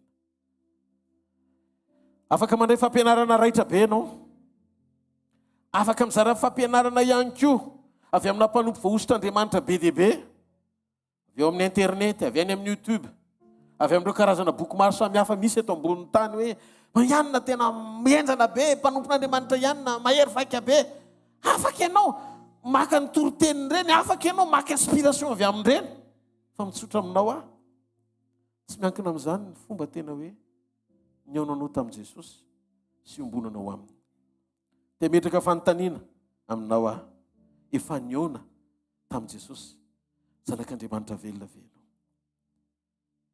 Jesosy ny fanehoana ny endrik'Andriamanitra tsy hita raha tsy izy dia tsy ary zao rehetra zao izy ny fanaperana zany ambony ny fahariana rehetra tretreta ina ny karazan-javatra ary na voary eritreretiny sainao fa mampahory anao misy eto ambonin'ny tany ka tsy azonao isitrahana amin'ny alala ny fanananao azy afaka ny ho tonga olona mahay mitoroteny be tsika fa tsy zany no midika fa niona tamin'i Jesosy koa tsika ny fitoriana tsy midika fa niona tamin'i Jesosy ianao tsy hoe rehefa manomboka tsara be ny toetra anao mety tsara fanahy ianao dia zay ny proof fa niona tamin'i Jesosy ianao tsia dia zara fahamarinana amintsika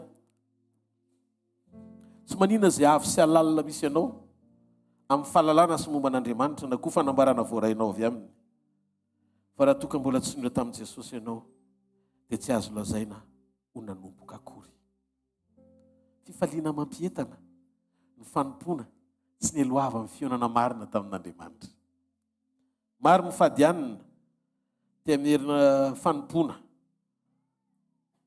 mba hatonga azy ho ampiasain'Andriamanitra ndaso azavaiko tsara misy fifadikanina dia tianao mihitsy ny fanomponao tena ho raitra ao anatina fanosoranao farany enjana be zay fotsiny ny anton'ilay fifadikanina fa tsy fionana amin'i Jesosy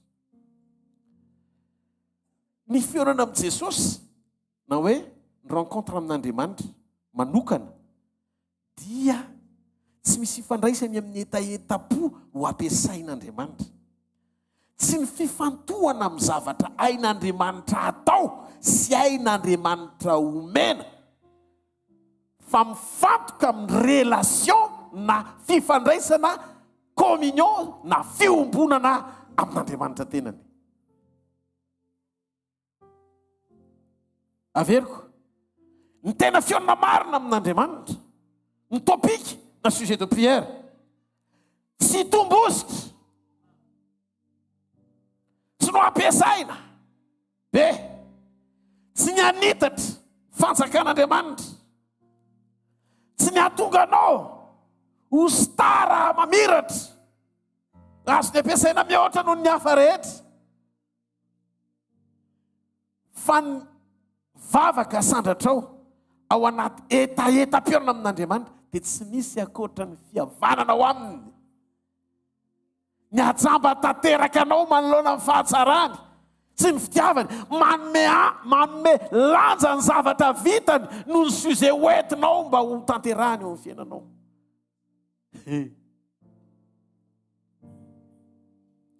Halleloja!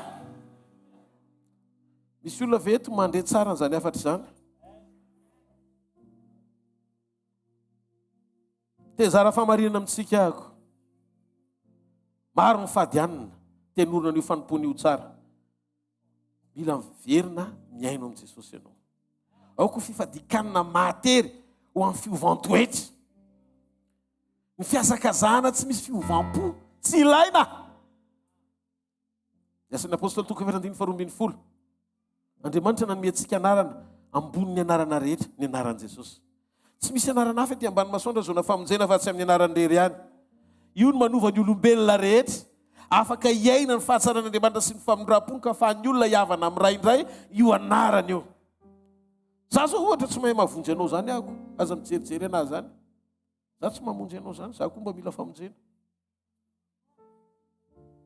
Aza manankina famonjena zany hoe mahafinaritra ny mozika kristianina fa reny ny tena mampilatsa-dranomasy manakaiky kokoa an'Andriamanitra, mety hanampy anao kely any amin'ny ampahany ny mozika sy ny fiangovana.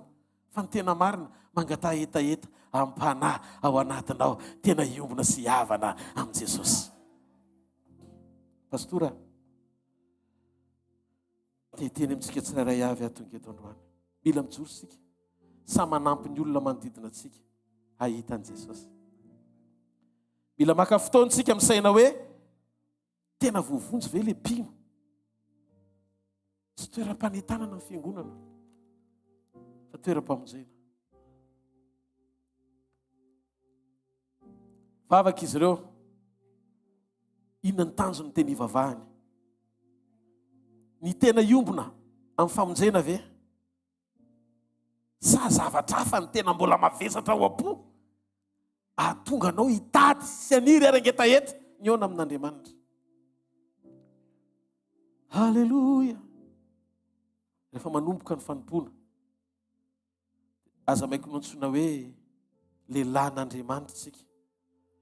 Aza maiky ny vavaka ety ivelany ho hita fa manatombo amin'ny fahasoavana sy ositra.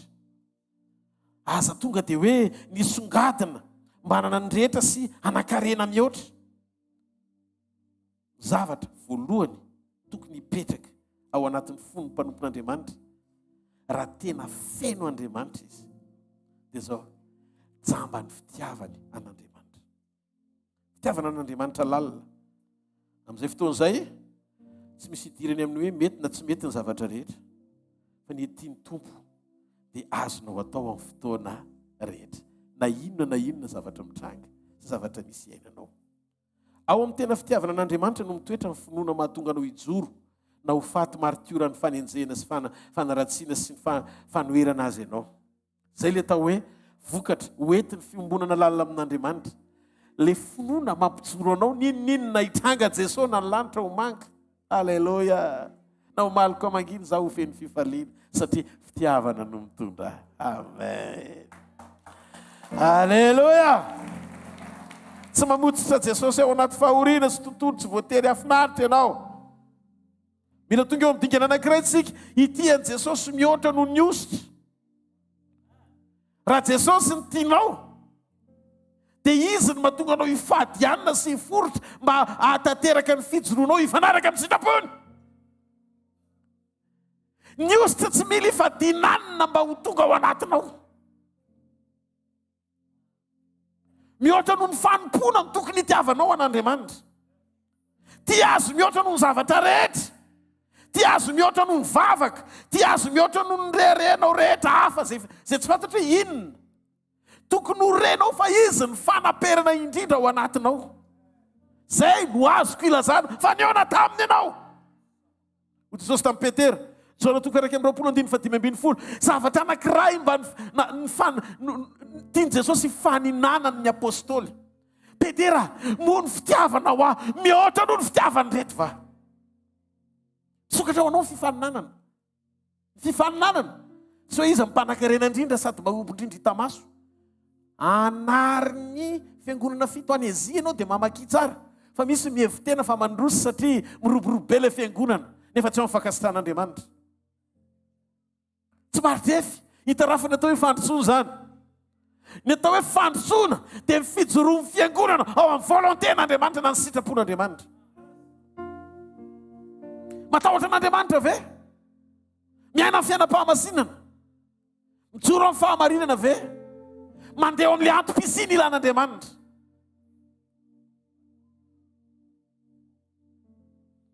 Maro ny olona mampiasa an'Andriamanitra satria mitsahatra hatreo amin'ny fahalalana ny zavatra ain'Andriamanitra atao ny révélationy. Ny fampianarany mijanona hatreo amin'ny fahaiza-manao n'Andriamanitra. Tsika tsy fahavalon'ny herin'Andriamanitra akory, fa hainy atao tokoa zavatra rehetra.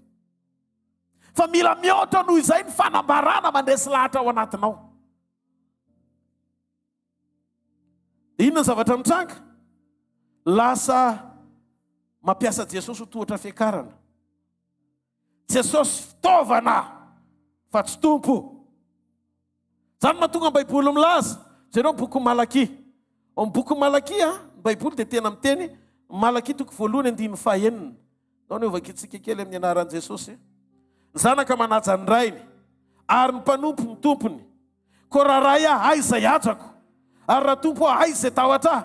O Jehovah, tompony maro aminareo ry mpisorona, izay manamavo ny anarako, nefa manao hoe amin'inona no anamavonay ny anaranao. Na ianao ary tsy fantatra hoe fa amin'inona ny anamavony, satria efa lasa lavitra loatra ny fomba fijerinao. Ianao te hametraka an'ilay maridefim-pakasitana sy azy amin'ny fahombiazany fanompona izay nakian'Andriamanitra taminao. Hita maso fa Andriamanitra mahita fa tsy efa tsy mitoetra intsony izy eo amin'ny haja saza azy dia mitaka izy. Ay izay hajako raharay aho.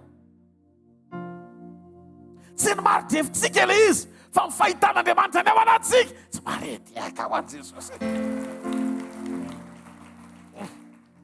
Mafantatrareo ve maro ny mpanompon'Andriamanitra tia ny fanompony mihoatra no Andriamanitra. Matoa ilay fanompona tianao no Andriamanitra efa tsy Andriamanitra intsony ilay tompona. Fa maninona ilay fanompona ny tiana mihoatra no Andriamanitra? Rehefa manomboka misy zavatra, misy fanahy ao anatinao, mampandefitra ny sitrapon'Andriamanitra, fa mandroso ao amin'ny sitrapony eo ampampandrosoana ny asany, dia efa milina hafa, efa masina hafa no mitondra ao. Fa tsy Saint-Esprit intsony.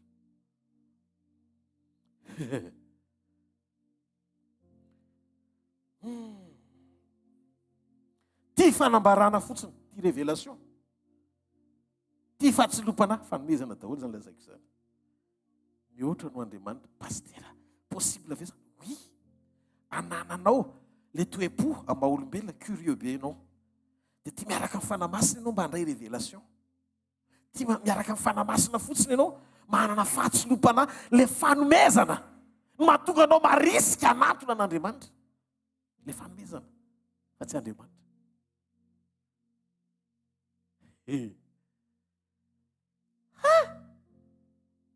Ndao ny iverenantsika kely ty famarinany ty. Raha tena Andriamanitra no anatin'ny fotsika, dia izy miasa ao anatintsika. Mampiasa antsika amin'ny fitiavana izy, mampiasa antsika amin'ny famoram-po izy, mampiasa antsika amin'ny fahalemem-panahy izy. Lasa mitokana ianao mba hiombona bebe kokoa amin'Andriamanitra. Manomboka resy lahatra ianao, ametraka ny fitovianao toetra anahaka azy ho ambony lavitra no fampiasany. Zany ny fahatsarany communion. Meko anao daholo ny indisy rehetra amantarana fa tena Andriamanitra ny fifatoanao. Manomboka mirehitra ny hafananao am-ponao toy ny tsy mety zany ny fiainanao, na ohatry ny mety arany zavatra rehetra, raha tsy tomombana ny fiombonao ny toetra toe-panahy ao anatinao amin'Andriamanitra. Tsy mandefitra ianao raha mitady goragora ny fiainam-pahamasinana. Tadio ny tena revay na ny fifohazam-panahy, ny ambara hoe fony fanahinao, dia miova ny motivation anao. Le hetsika, le motivation, le hetsika ao anatin'ny fonao mampirisika anao hanompo an'Andriamanitra miova. Satria ny tena atao hoe fifohazam-panahy, tsy hoe rehefa fivavahana nareo dia midaraboka daholo, dia mitsangana avy nareo miteny ratsy daholo atsy avelany atsy.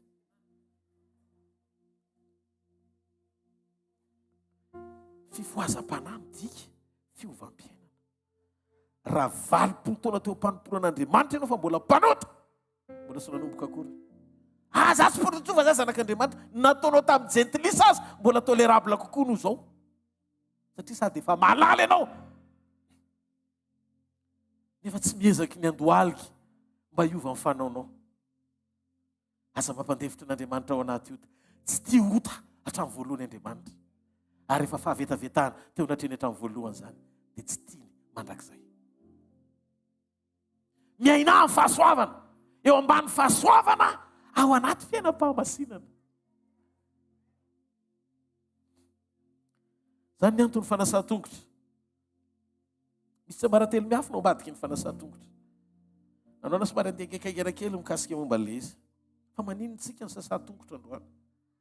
Ambokiny Jaona 7:1-20 tonga dia ho azontsika eo ny teny Jesosy dia niteny tamin'ny Petera tamin'ny andro firavoravoana. Dia niraisin'i Jesosy ny lamba, niraisin'i Jesosy ny rano. Dia nanantona ny mpianatra izy nanasa ny tongony. Dia rehefa nanantona Petera izy, dia hozy izy Petera, za tsy sasanao zany. Ny lohako, ny tanako, ny tongotro, ny anako, ireo sasana. Dia hozy Jesosy, nefa madio tsy mila fanasana. Fa zao, tongotro ny sasako, fa raha vao tsy manaiko sasako, tsy ekenao sasako ny tongotro, tsy azo anjara amiko ianao. Zavatra mahavariana, ny tongotro Petera ny sasana, dia misy ifandraisany amin'ny lanitra le izy. Misy anjara tsy azony Petera raha tsy kitihana ny tongony. Fa inona ny antony? Andriamanitra dia manao fanekena amin'ny olony ao anaty communion. Ary misy tsambaratelo asehoan'Andriamanitra ao anatin'ilay izy. Jean 14:16-17 ny Baiboly dia milaza. Omeko anareo izy ny fanahy fahamarinana. Izay tsy azony izao tontolo izao raisina satria tsy hitany na fantany.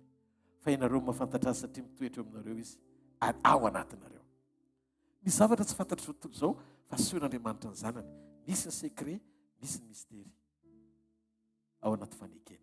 Ao Korintiana 2:2-5 ny apôstôly Paoly dia nilaza fa tsy misy mahalala ny ompon'Andriamanitra fa tsy mifanahana. Dia hozy izy Paoly hoe, za inona nambaran'Andriamanitra zava-miafina? Ny olona ara-nofo na ny hoe ny olona biby dia tsy mahafantatra ny zava-panahy, hozy izy Paoly. 5:20 Korintiana 2:2. Ary amin'ny Efesianina 2:7 tena mazava be ny fanambaran'ny Paoly mikasika momba ny zava-miafina, fa iresaka zava-miafina aminareo androany. Amen. Hozy izy, ny Efesianina 2:7, fa fanambarana no nampahafantarana ny zava-miafina. Tao amin'ny révélation zany nampahafantarana azy araky ny voasoratra tamin'ny teny fohifohy teo 14. Ary arak'izany raha mamaky ianareo dia hainareo fantarina ny fahafantarako ny zava-miafina ny amin'ny Kristy. Zany hoe ohatrany hoe mireare zany Paoly ny teny an'io teny io. Fa hozy izy Paoly hoe misy zavatra tsy fantatrareo fa nampahafantariny anahy, fa raha mamaky ny zavatra soratako nareo dia ho takatrareo zay tiako lazaina. Nisy fotoana zany Petera tsy mbola tonga amin'ny fanamasiny, Jesosy tonga anasany tongony dia nisakanany Jesosy. Fa izy Jesosy tsy hanao an'izao ianao. Raha tonga ny fanamasina ty ampahafantatra anao izy ny zava-miafina ao ambadika izay zavatra ataoko tsy fantatrao androany. Misy zavatra zany asain'Andriamanitra atao aminao tsy mila fanazavana fa mila manaiky fotsiny ianao. Ao an'Andriamanitra. Ny fanasàn-tongotra zany nahitana endrika ara-panahy. Ny fanekeny Petera obéissance totale amin'ny zavatra tsy takany nefa sain'Andriamanitra atao eo amin'ny fiainany.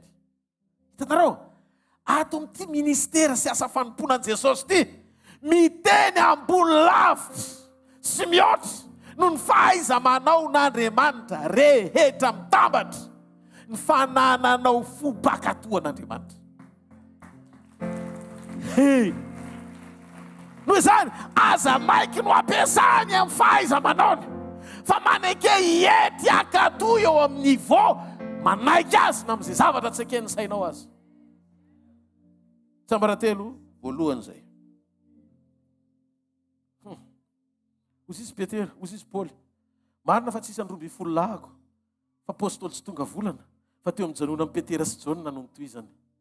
Ary mihoatra lavitra no fanambarany Jaona sy Petera ny zavatra nasehoan'Andriamanitra amin'ny Paoly ihany koa. Zao no izy. Manana révélation Pierre, manana révélation Jaona, fa Paoly manana zava-dalina koa tena maneho tamin'ny fiangonana ny atao hoe révélation mpanompoana an'Andriamanitra. peterana anaiky tsy za ihany sasana zany fa nylohako koa zany de ndety hitanareo ohatra le misisika zany tiako ataovy de ty ataovy aza mampitombo miasa zay tsy tia ny tompo atao betsaka amitsika rehefa mivavaka hors sujet mivavaka ataotsika tsy fantatsika hoe tsy mahaliana an'Andriamanitra ilay izy fa tsika miteny fotsiny eo amin'ny mivavaka hoe rety koa fa izy Jesosy tsy ny any amin'ilay zavatra tiana hodiovina fa any amin'ny zavatra tiako hitako fa hodiovina eo amin'ny fiainanao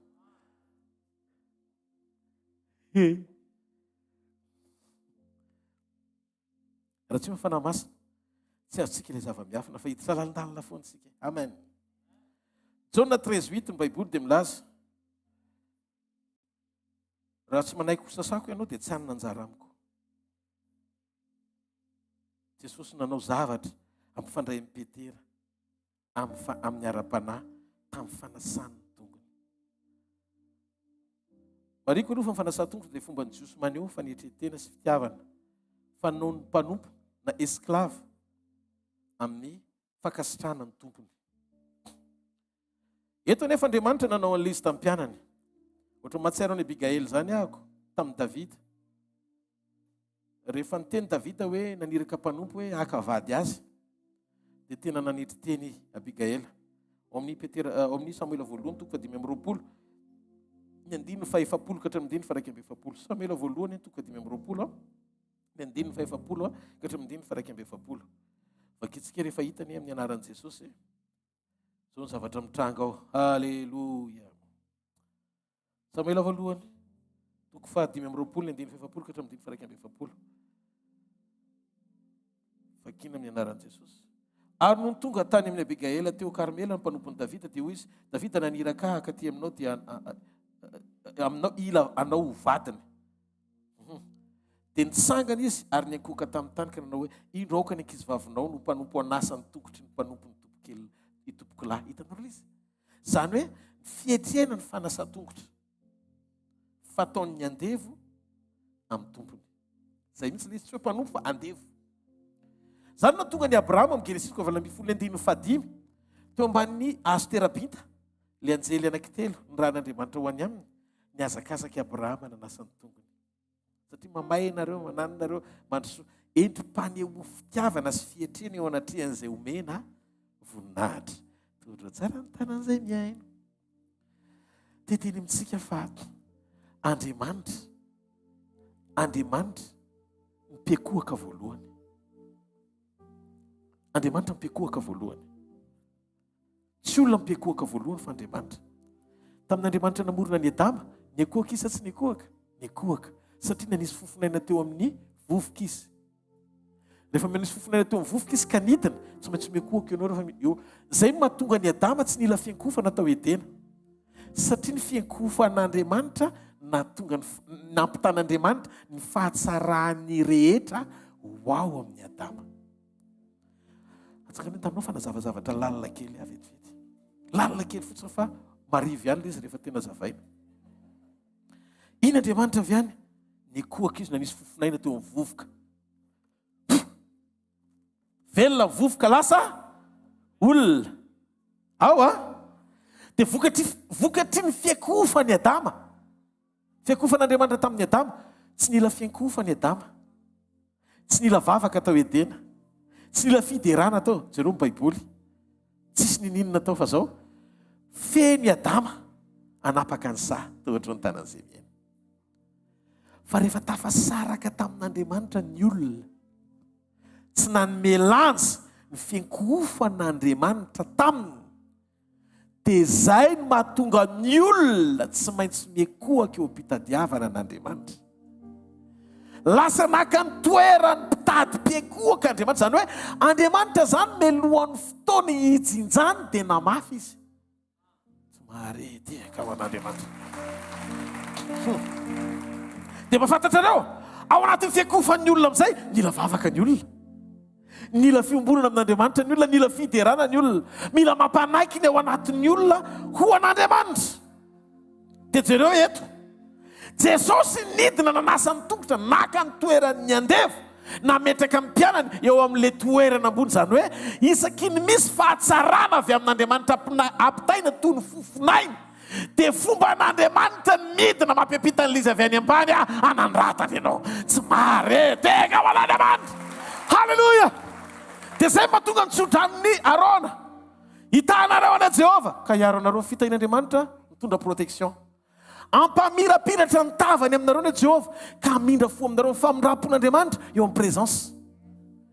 Anandratra ny tavany aminareo avy any ambany izy miandratra ny trano ohatr'izao ny Jehova ka menareo fiadanana. Fiadanana ampitahina amin'ny fanasan-tongotra. Ahoana nisy olona izy? Nisy olona izy ny vokatry ny fanahy ampitahina amin'ny fanasan-tongotra. Fa ny fiasa amin'ny fanahy ampitahina amin'ny fametran-tanana. Ametran-tanana marary izy dia ho sitrany reny. Midika raha ny teny Petera, sasao ny lohako, sasao ny vatako, sasao ny tanako. Toy izay Andriamanitra tsy mila sasany reny. Misy heviny ara-panahy daholo momba ny vatanao ray manontolo. Ohatr'izay koa ny tongotrao hiditra zava-dalina kely aho. Ahoana misehoana izy? Loha Kristy, lohan'ny fiangonana, vatana fiangonan'Andriamanitra. Manomboka misoroka midina. Ny tanana maneho fo, anafaka ny olomeloko izy, fadiovan'ny tananao no aminjena azy. Ny tanana maneho fahasoavana, ametra-tanana marary izy dia ho sitrany reny. Misy zavatra sy fahasoavana eny tananao atao hoe fanasitranana. Zavatra ilaina napetraka Andriamanitra eny tanana. Ny ilaina rehetra ety ivelany eny an-tanana. Fa rehefa miresaka Andriamanitra momba ny tongotra, resaka ara-panahy izy. Midina izy mampiampita fiadanana. Fanetreten'Andriamanitra nidina naka ny toeran'ny mpanompo. Naneo an Jesosy tamin'ilay entiky ny fanetretena andiso kajy an'ny Satana. Zay no mahatonga anao raha vao maka ny position ny devoly ianao, ireare orgueilleux be sy ny karazany, tsy mahafinoa izy zany ianao fa kany any. Fa raha venao mahay miety ohatran'i Jesosy, zay ny antony fanasa-tongotra, niety izy naka ny toeran'ny mpanompo. Fanina Satana satria le azo fijalinana ny mboany ihany nanambaniny an'ny Satana amin'izay. Tsy mare teka ho an'Andriamanitra.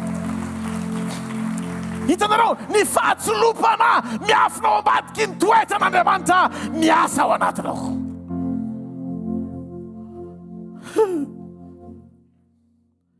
Halleluja.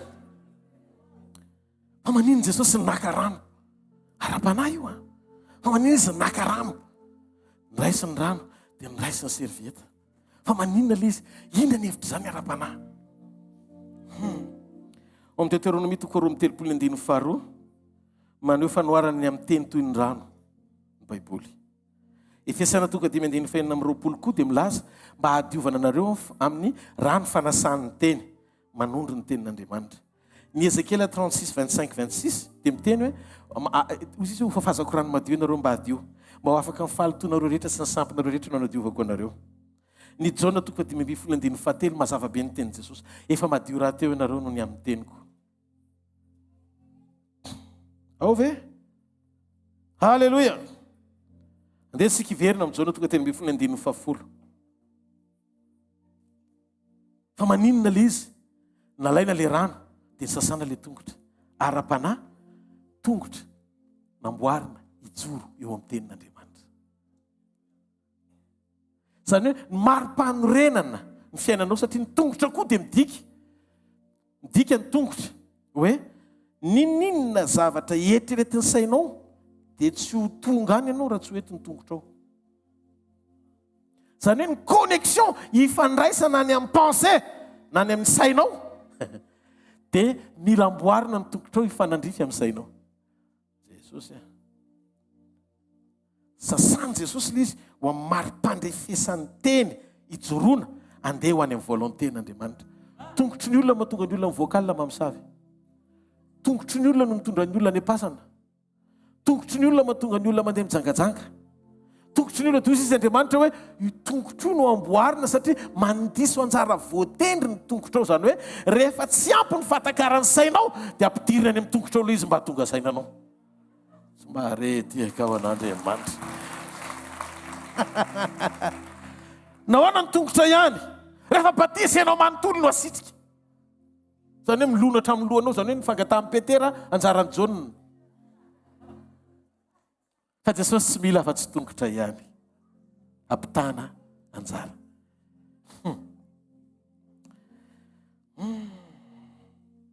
mampita fitiavana ny fanasa-tongotra. Jereo am'izay mahavokatry ny fanahy lezy. Tonga Maria Magdalena teo amin'ny tongotra Jesosy nanasa ny lohany tamin'ny ranomaso. Fanasa-tongotra ihany na ranomaso na rano efa rano. Fa ny Maria Magdalena tsy rano teny amin'ny pompo na teny amin'ny vovo fa rano avy aminy.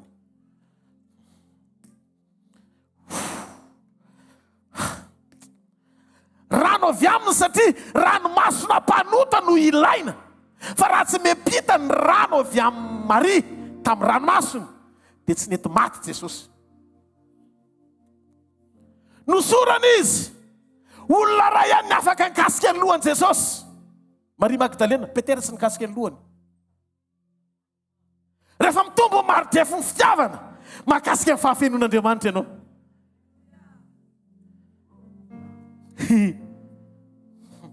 Sasana ny tongotra Jesosy, nosorana ny lohany, diloilo koa ny vakina teo tongony, sady nararaka teo amin'ny lohany, manambara ny fahafenon'ny olona hatrany an-tampon-doha ka hatrany am-paladiany. Rehefa mijoro ianao dia any amin'izay tany hijoronao, tsy hoe ny tongotra oreriny lasany fa mivatanao ray manontolo.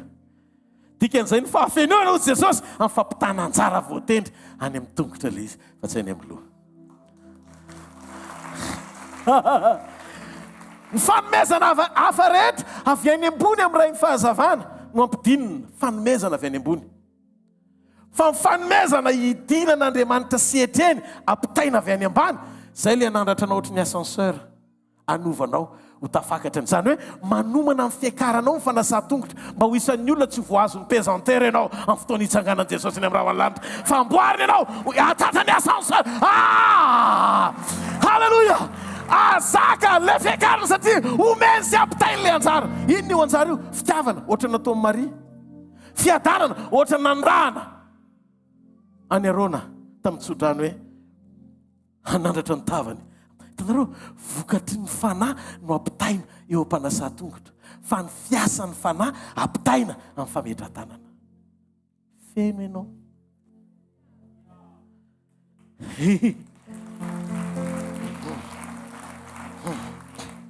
Jesosy tonga ohatry ny fanetretena, nanetretena olona izy. Nanafaka tamin'ny fankahalana izy. Rehefa manasa tongotra ianao dia tadidio, afaka ho azy ny fankahalana ao anatinao. Satria matoa ny tongotra le olona raha ny sasanao dia inona ny lolo-po tokony ho tafapetraka ao amin'ilay olona. Anananao amin'ilay olona. Tonga ny ara sasanao. Manampy anao fanetretena eo mpanasa-tongotra, anadiovanao fo amin'ny manodidina anao. Fizarà mpitiavana.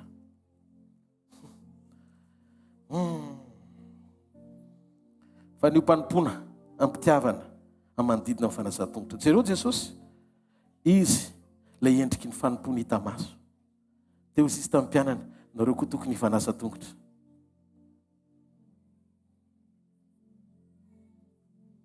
Tsy manadio ny ao anaty, tsy manadio ny ao anaty ny fietsika ataonao ety ivelany. Fa rehefa tena mifonao ny anatanteranao an'izay zavatra ataonao ety ivelany dia izay le maridrefim-panehoana fa madio ny ao anatinao. Azavaiko kely. Zay zao le karazana frazy sarotsarotra kely fa ho azavaiko. Vahako kely ianao. Jodasy tao koa. Jodasy koa tao amin'ny fanasa-tongotra. Fa tsy nisy fiantraikany tamin'ny Jodasy le fanasa-tongotra. Fa koa ny Jona 2:10. Fa ny anankiray amadika ozy izy eto. Nareo rehetra ozy izy efa voadio avokoa fa misy anankiray aminareo mbola tsy madio. Izany hoe hitan'i Jesosy alohan'ny ampitany, nefa nampitainy Jesosy ihany le izy. Azareo fipetraka le izy izany hoe Jesosy madio fo amin'ny Jodasy, nafantatra azy hoe inona zavatra ho ataon'ny Jodasy. Dia efa namelameloa amin'ny fotoana izy fa Jodasy tsy natakatra dia nananto tena. Fa tokony verina koa izy satria fahadisoana mitovy ihany natao amin'ny mpianatra rehetra. Zay ny maharatsy ny famadihana. Sens anankiroa io na famadihana raha zany io na famadihan'olona. Double sens io. Amen. Mila miovitsika amin'izany. Isevy ny ara-panala izy.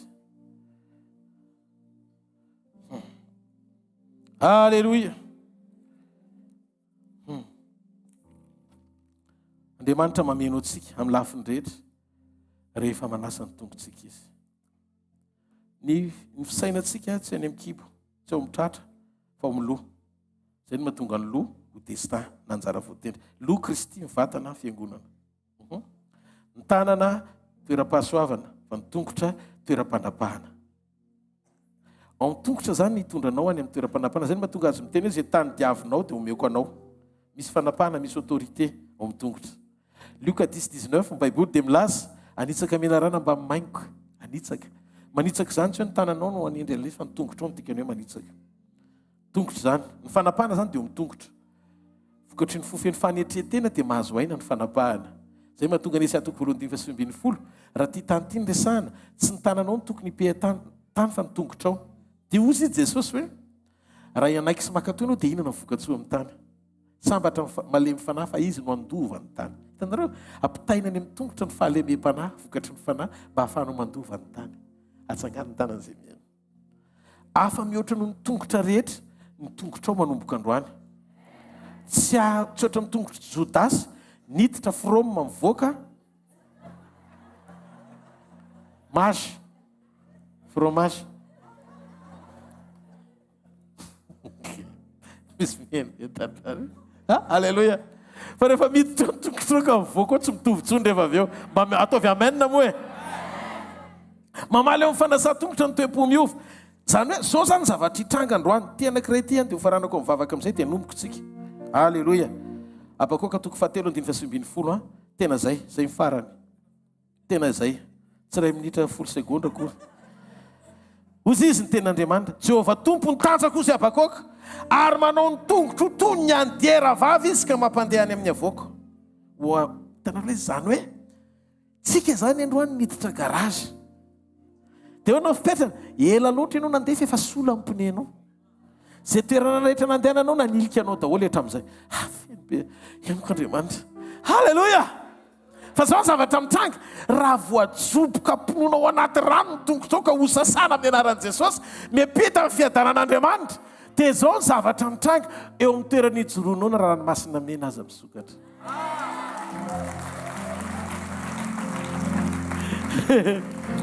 Hitanareo niara-niasa tamin'ny tongotra. Tamin'ny Moïse Andriamanitra niara-niasa tamin'ny tanana. Fa tamin'ny mpisoana teo Jordana niaraka tamin'ny Josoa Andriamanitra niara-niasa tamin'ny tongotra. Vao mipaika ny ranon'ny Jordana ny tongotry ny mpisorona nandeha tany maina ny zanak'Israely. Androany maraina mino afa miova ny zavatra rehetra. Fa zao aloha valio ty fahamarinany ty rehefa avy eo efa niona tamin'i Jesosy venao. Andriamanitra tsy natao tanany anao, Andriamanitra tsy mianky amin'ny olony anao, Andriamanitra tsy mila zay omeny olonao, fikasa nao ihany tena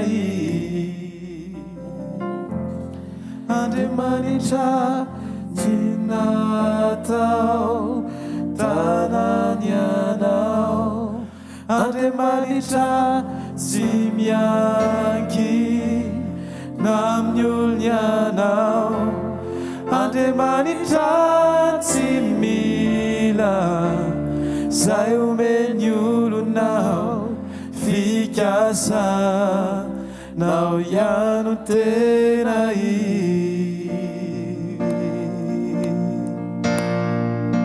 Andriamanitra hatramizay ny fiandriananao, Andriamanitra anao anio ninona hitanay ny fiandriananao, Andriamanitra anao, Andriamanitra hatramizay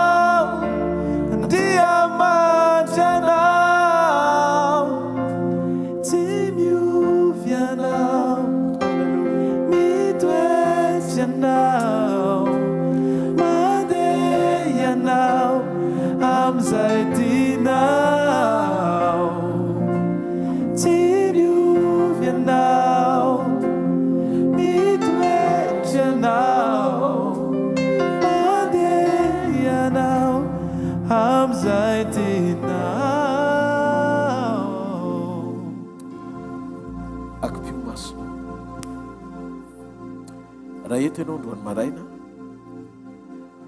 mahatsiaro fa mbola tsy tena niona tamin'i Jesosy,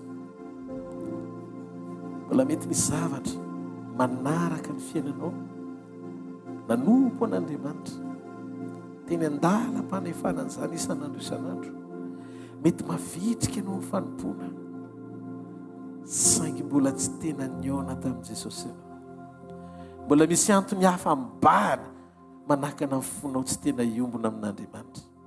Angamba mety valim-bavaka tsy tanteraka arak'izay nilanao azy, angamba mety hoe fitahiana rabola na asa tsy mbola azo na taranaka na tsy fantatra hoe ina ilay karazany zavatra, mbola mety hoe sakana tsy hoe tsy ren'Andriamanitra koa rao vavaka ao, mandren'Andriamanitra androany. Ozy izy tsarovy Zakaria, voaniona tamin'ny Zakaria Gabriel dia zao no nataony. Zakaria efa noenona ny vavaka ao. Aila izy tsy tanteraka araka amin'ny fotoanan'ny Zakaria, tsy midika akory hoe adino, fa ny dikany hoe noenona efa voaray ny fitarainana. Fa androany ao izy Gabriel tonga eto aminao ahilaza fa Elizabeta vadinao dia hitondra voaka izy.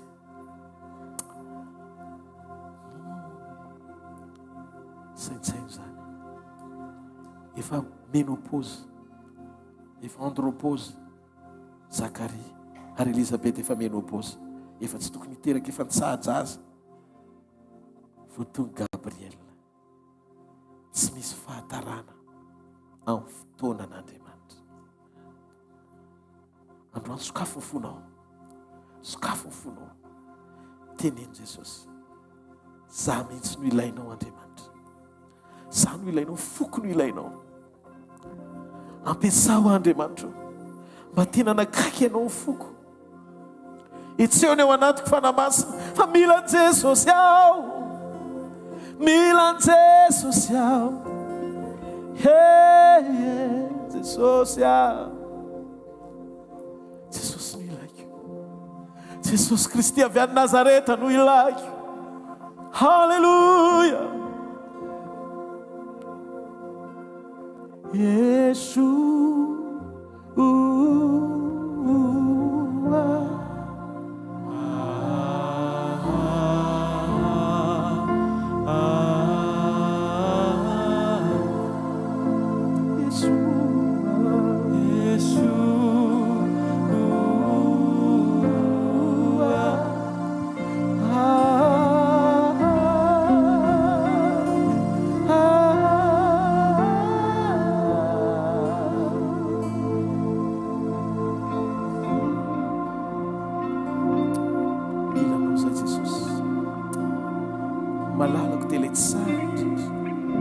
Lay nihevitra tao anatin'ny faharatsiko, lay namindra fosiny antra amin'ny fahasoavany teo amin'ny fiainako, Jesosy no anarany.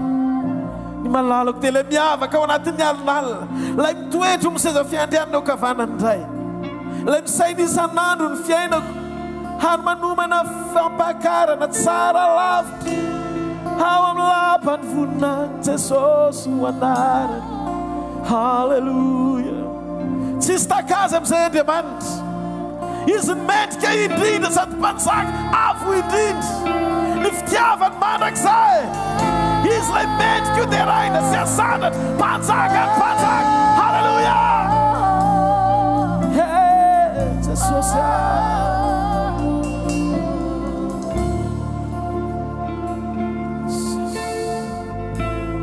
foncé.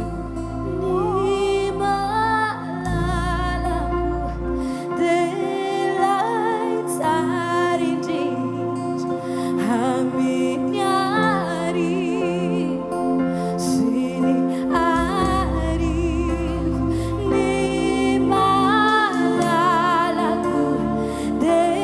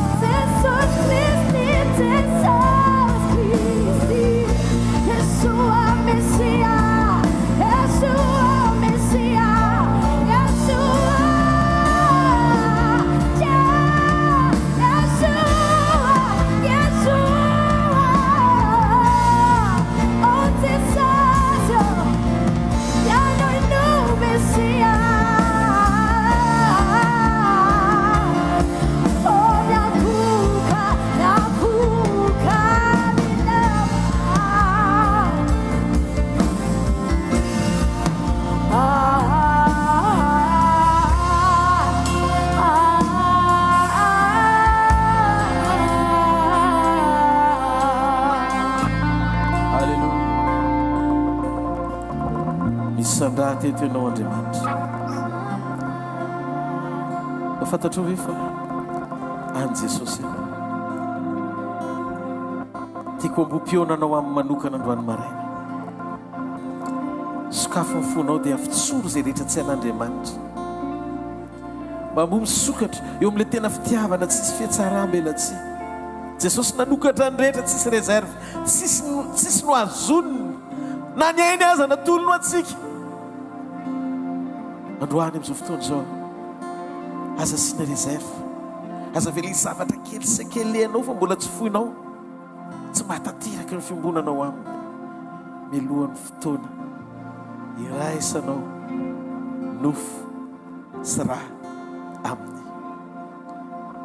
Jesosy tonga eto anatrehanao zay, tsisy ho azononay Jesosy fa votsitra ny rehetra zay toetra mbola hitanao, ny fanao mbola mitoetra eo amin'ny nofo. Leo zay Jesosy, tena leo zay, fa tena tianay ny ombona aminao, tena tianay ho tanteraka zany hoe fionana aminao zany androany.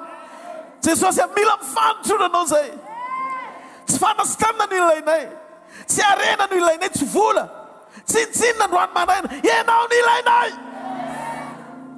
Dia tsy hiverina amin'ny fitiavana voalohany. Mety tsy tiany olona orenesina zany satria marina mitsara fa nga miverin-dalana, fa rehefa tsy ampifandimia tena dia lasa mitsara ny hafa fa tsy mihevitra ny tenany. Androany nampitarika na pasteur nizanizy eto androany, nampitory teny nizanizy, fitsorony ao anatinao. Tononoko androany maraina amin'ny anaran'i Jesosy. Ianao le Petera nandevozy ny trondro, fa rehefa niona tamin'ny fahatsaran'Andriamanitra nafohitra amin'ny lakana.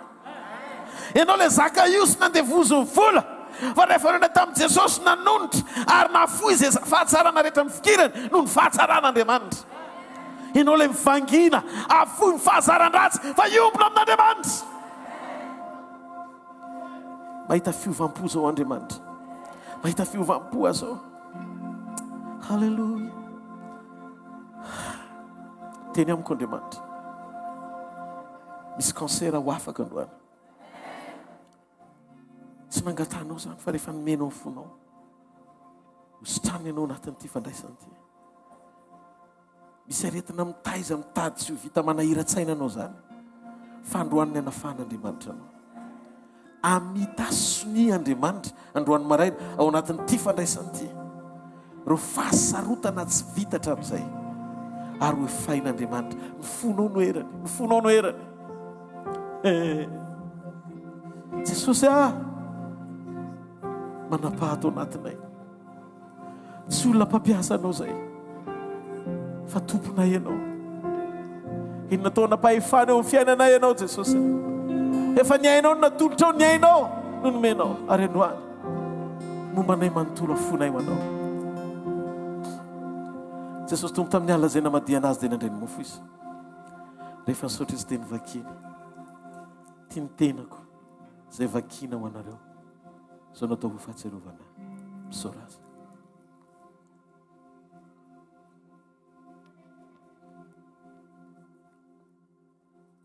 Taka izany koa ny kapoaka maneho ny firaisam-piainana aminy satria ao amin'ny rano ny toetra ny aina. Le fanekena vaovao sady mandrakizay izay nalatsako anareo famelana ny fahotanareo. Ka anao vinareo mihinana amin'ny mofo sy misotro amin'ny kapoaka dia manambara ny nahafatesan'ny tompo mandra-piaviny. Misaora azy.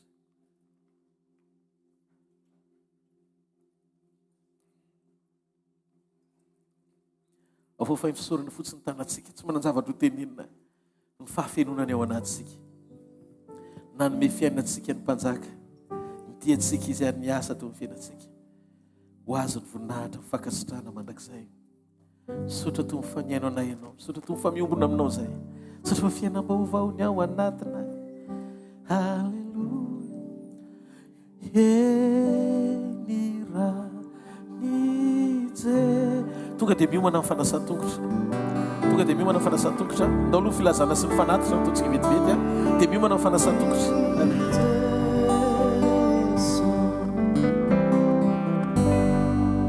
Alléluia. Mazotoerana vetivety ary eo ampanaovana ny fanatitra eo mpanomanana ny fanasan-tongotra dia mampatsiahy fotsiny izay fanambarany amin'ny programantsika eto amin'ny asa fanompoana. Tsika moa tsy fiangonana fa miara-miasa amin'ny fiangonana maro samihafa dia raha-pitso misy ny fotoanany Christian Life Palace amin'ny latsinaintsika dia araky ny mahazatra etsy amin'ny super u Analakely manomboka amin'ny fitora ka hatramin'ny 7 ora sasany sekoly ahafahanao mandray misimisy kokoa hatrany miaraka amin'ny tompo. Latsinainy manokana sekoly mpamana olana, talata sekoly ny fanasitranana ary ny alarobia sekoly ny tokantrano. Dia zoma moa dia eto ny fotoanantsika amin'ny 4 ora. Ny fampatsiahivana ihany koa arak'izay fanambara ny tarika Very Ranaivoson izay mpiara-manompo amintsika eto ihany dia mikarakara fiankofana etsy amin'ny PK0 amin'ny 4 volana Jona ho avy izao amin'ny 2 ora sasany. Marina manokana fa maimaim-poana ny fidirana amin'izany fa misy kosa ny invitation izay hidiranao makany amin'izany fotoana izany. Arak'izany ihany koa mbola mafisina misy ny fanomanantsika ny Grand Rallye de Miracle any amin'ny Bord Mahajanga amin'ny 16, 17, 18 juin ho avy izao. Dia ao anatin'izany ny satsapana efa miomana, tsika tsirairay avy koa miomana mambavaka ho an'izay hanatrika an'izany dia tena mila tena miomana ianao satria ny asan'Andriamanitra izay ho tanterana dia efa monjam-panahy dikan'izany misy fanahy hafa koa tsy faly ao anatin'ilay izy dia mila miombontsika ao anatin'izay fotoana izay. Dia ny asa fanompoana ihany koa dia misy ny HVKL Events izay ahafahantsika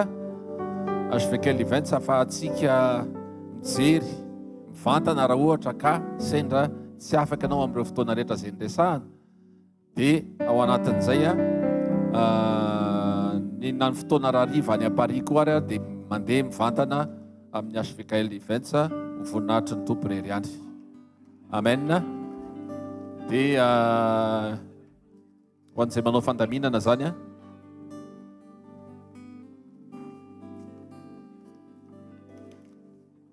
ireto raha ohatra ka alleluia Ataontsika ny hira ho anirany Jesosy. Alleluia. Mandritry ny fandaminana dia tiako ny fona ifantoka tsara amin'Andriamanitra hatrany.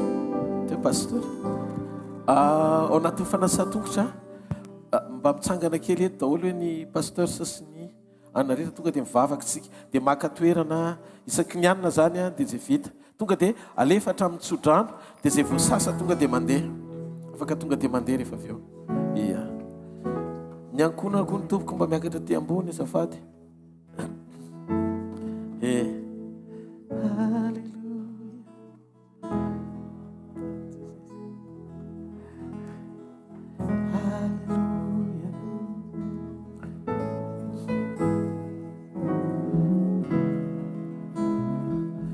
Pasteur Saritra, c'est tout d'un ambassadeur ça si on sait court tonton Fernand aty aloha daholo tonga dia mba miaraka eto daholo.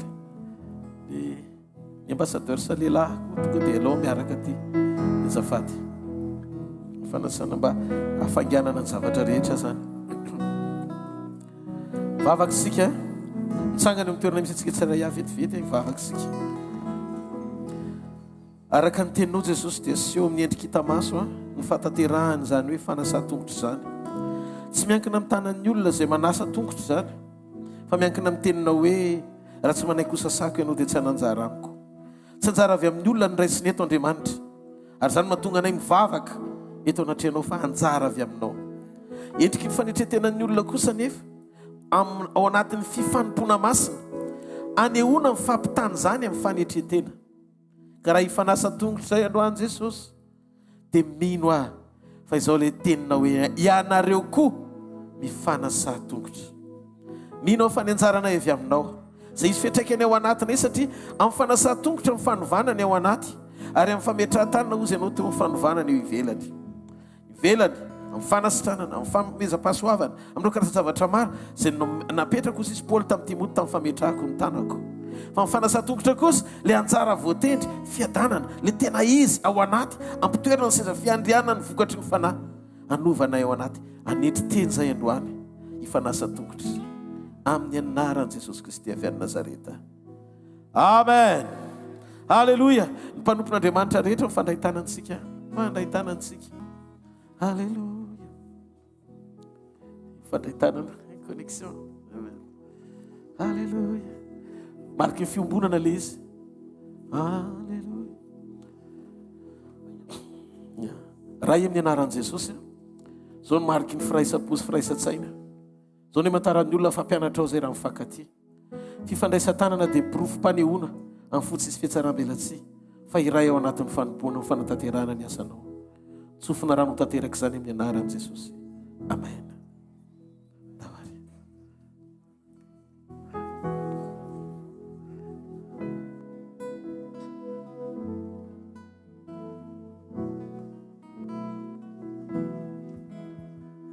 Ny rany Jesosy. Ny rany Jesosy.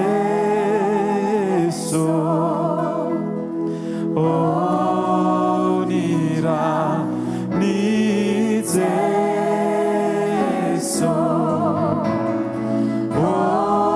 No manadio ay. Ny Jesosy. No manadio ay.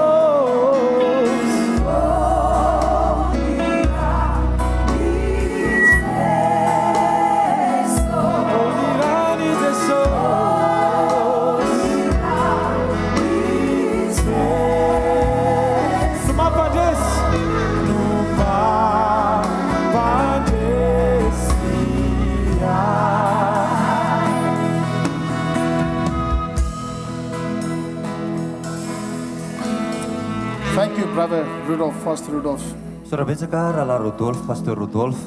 for the special message this morning. Ny amin'ny afatra tena nafinaritra andro amin'ny maraina. It's a message of power. Tena afatra feno hery le izy. It's a message of truth. Afatra feno fahamarinana. And it touched my heart because it's coming directly from God. Tena nakasika ny foko le izy satria fantatro hoe avy amin'Andriamanitra. And thank you for explaining the washing of feet so well. Tena misaotra betsaka ny fanazavana ny fanasa-tongotra tena nety be le izy. I just want to complete what John 13 is saying. Tiako ho fenona ny zavatra resahan'ny Jaona toko 17. And I read from John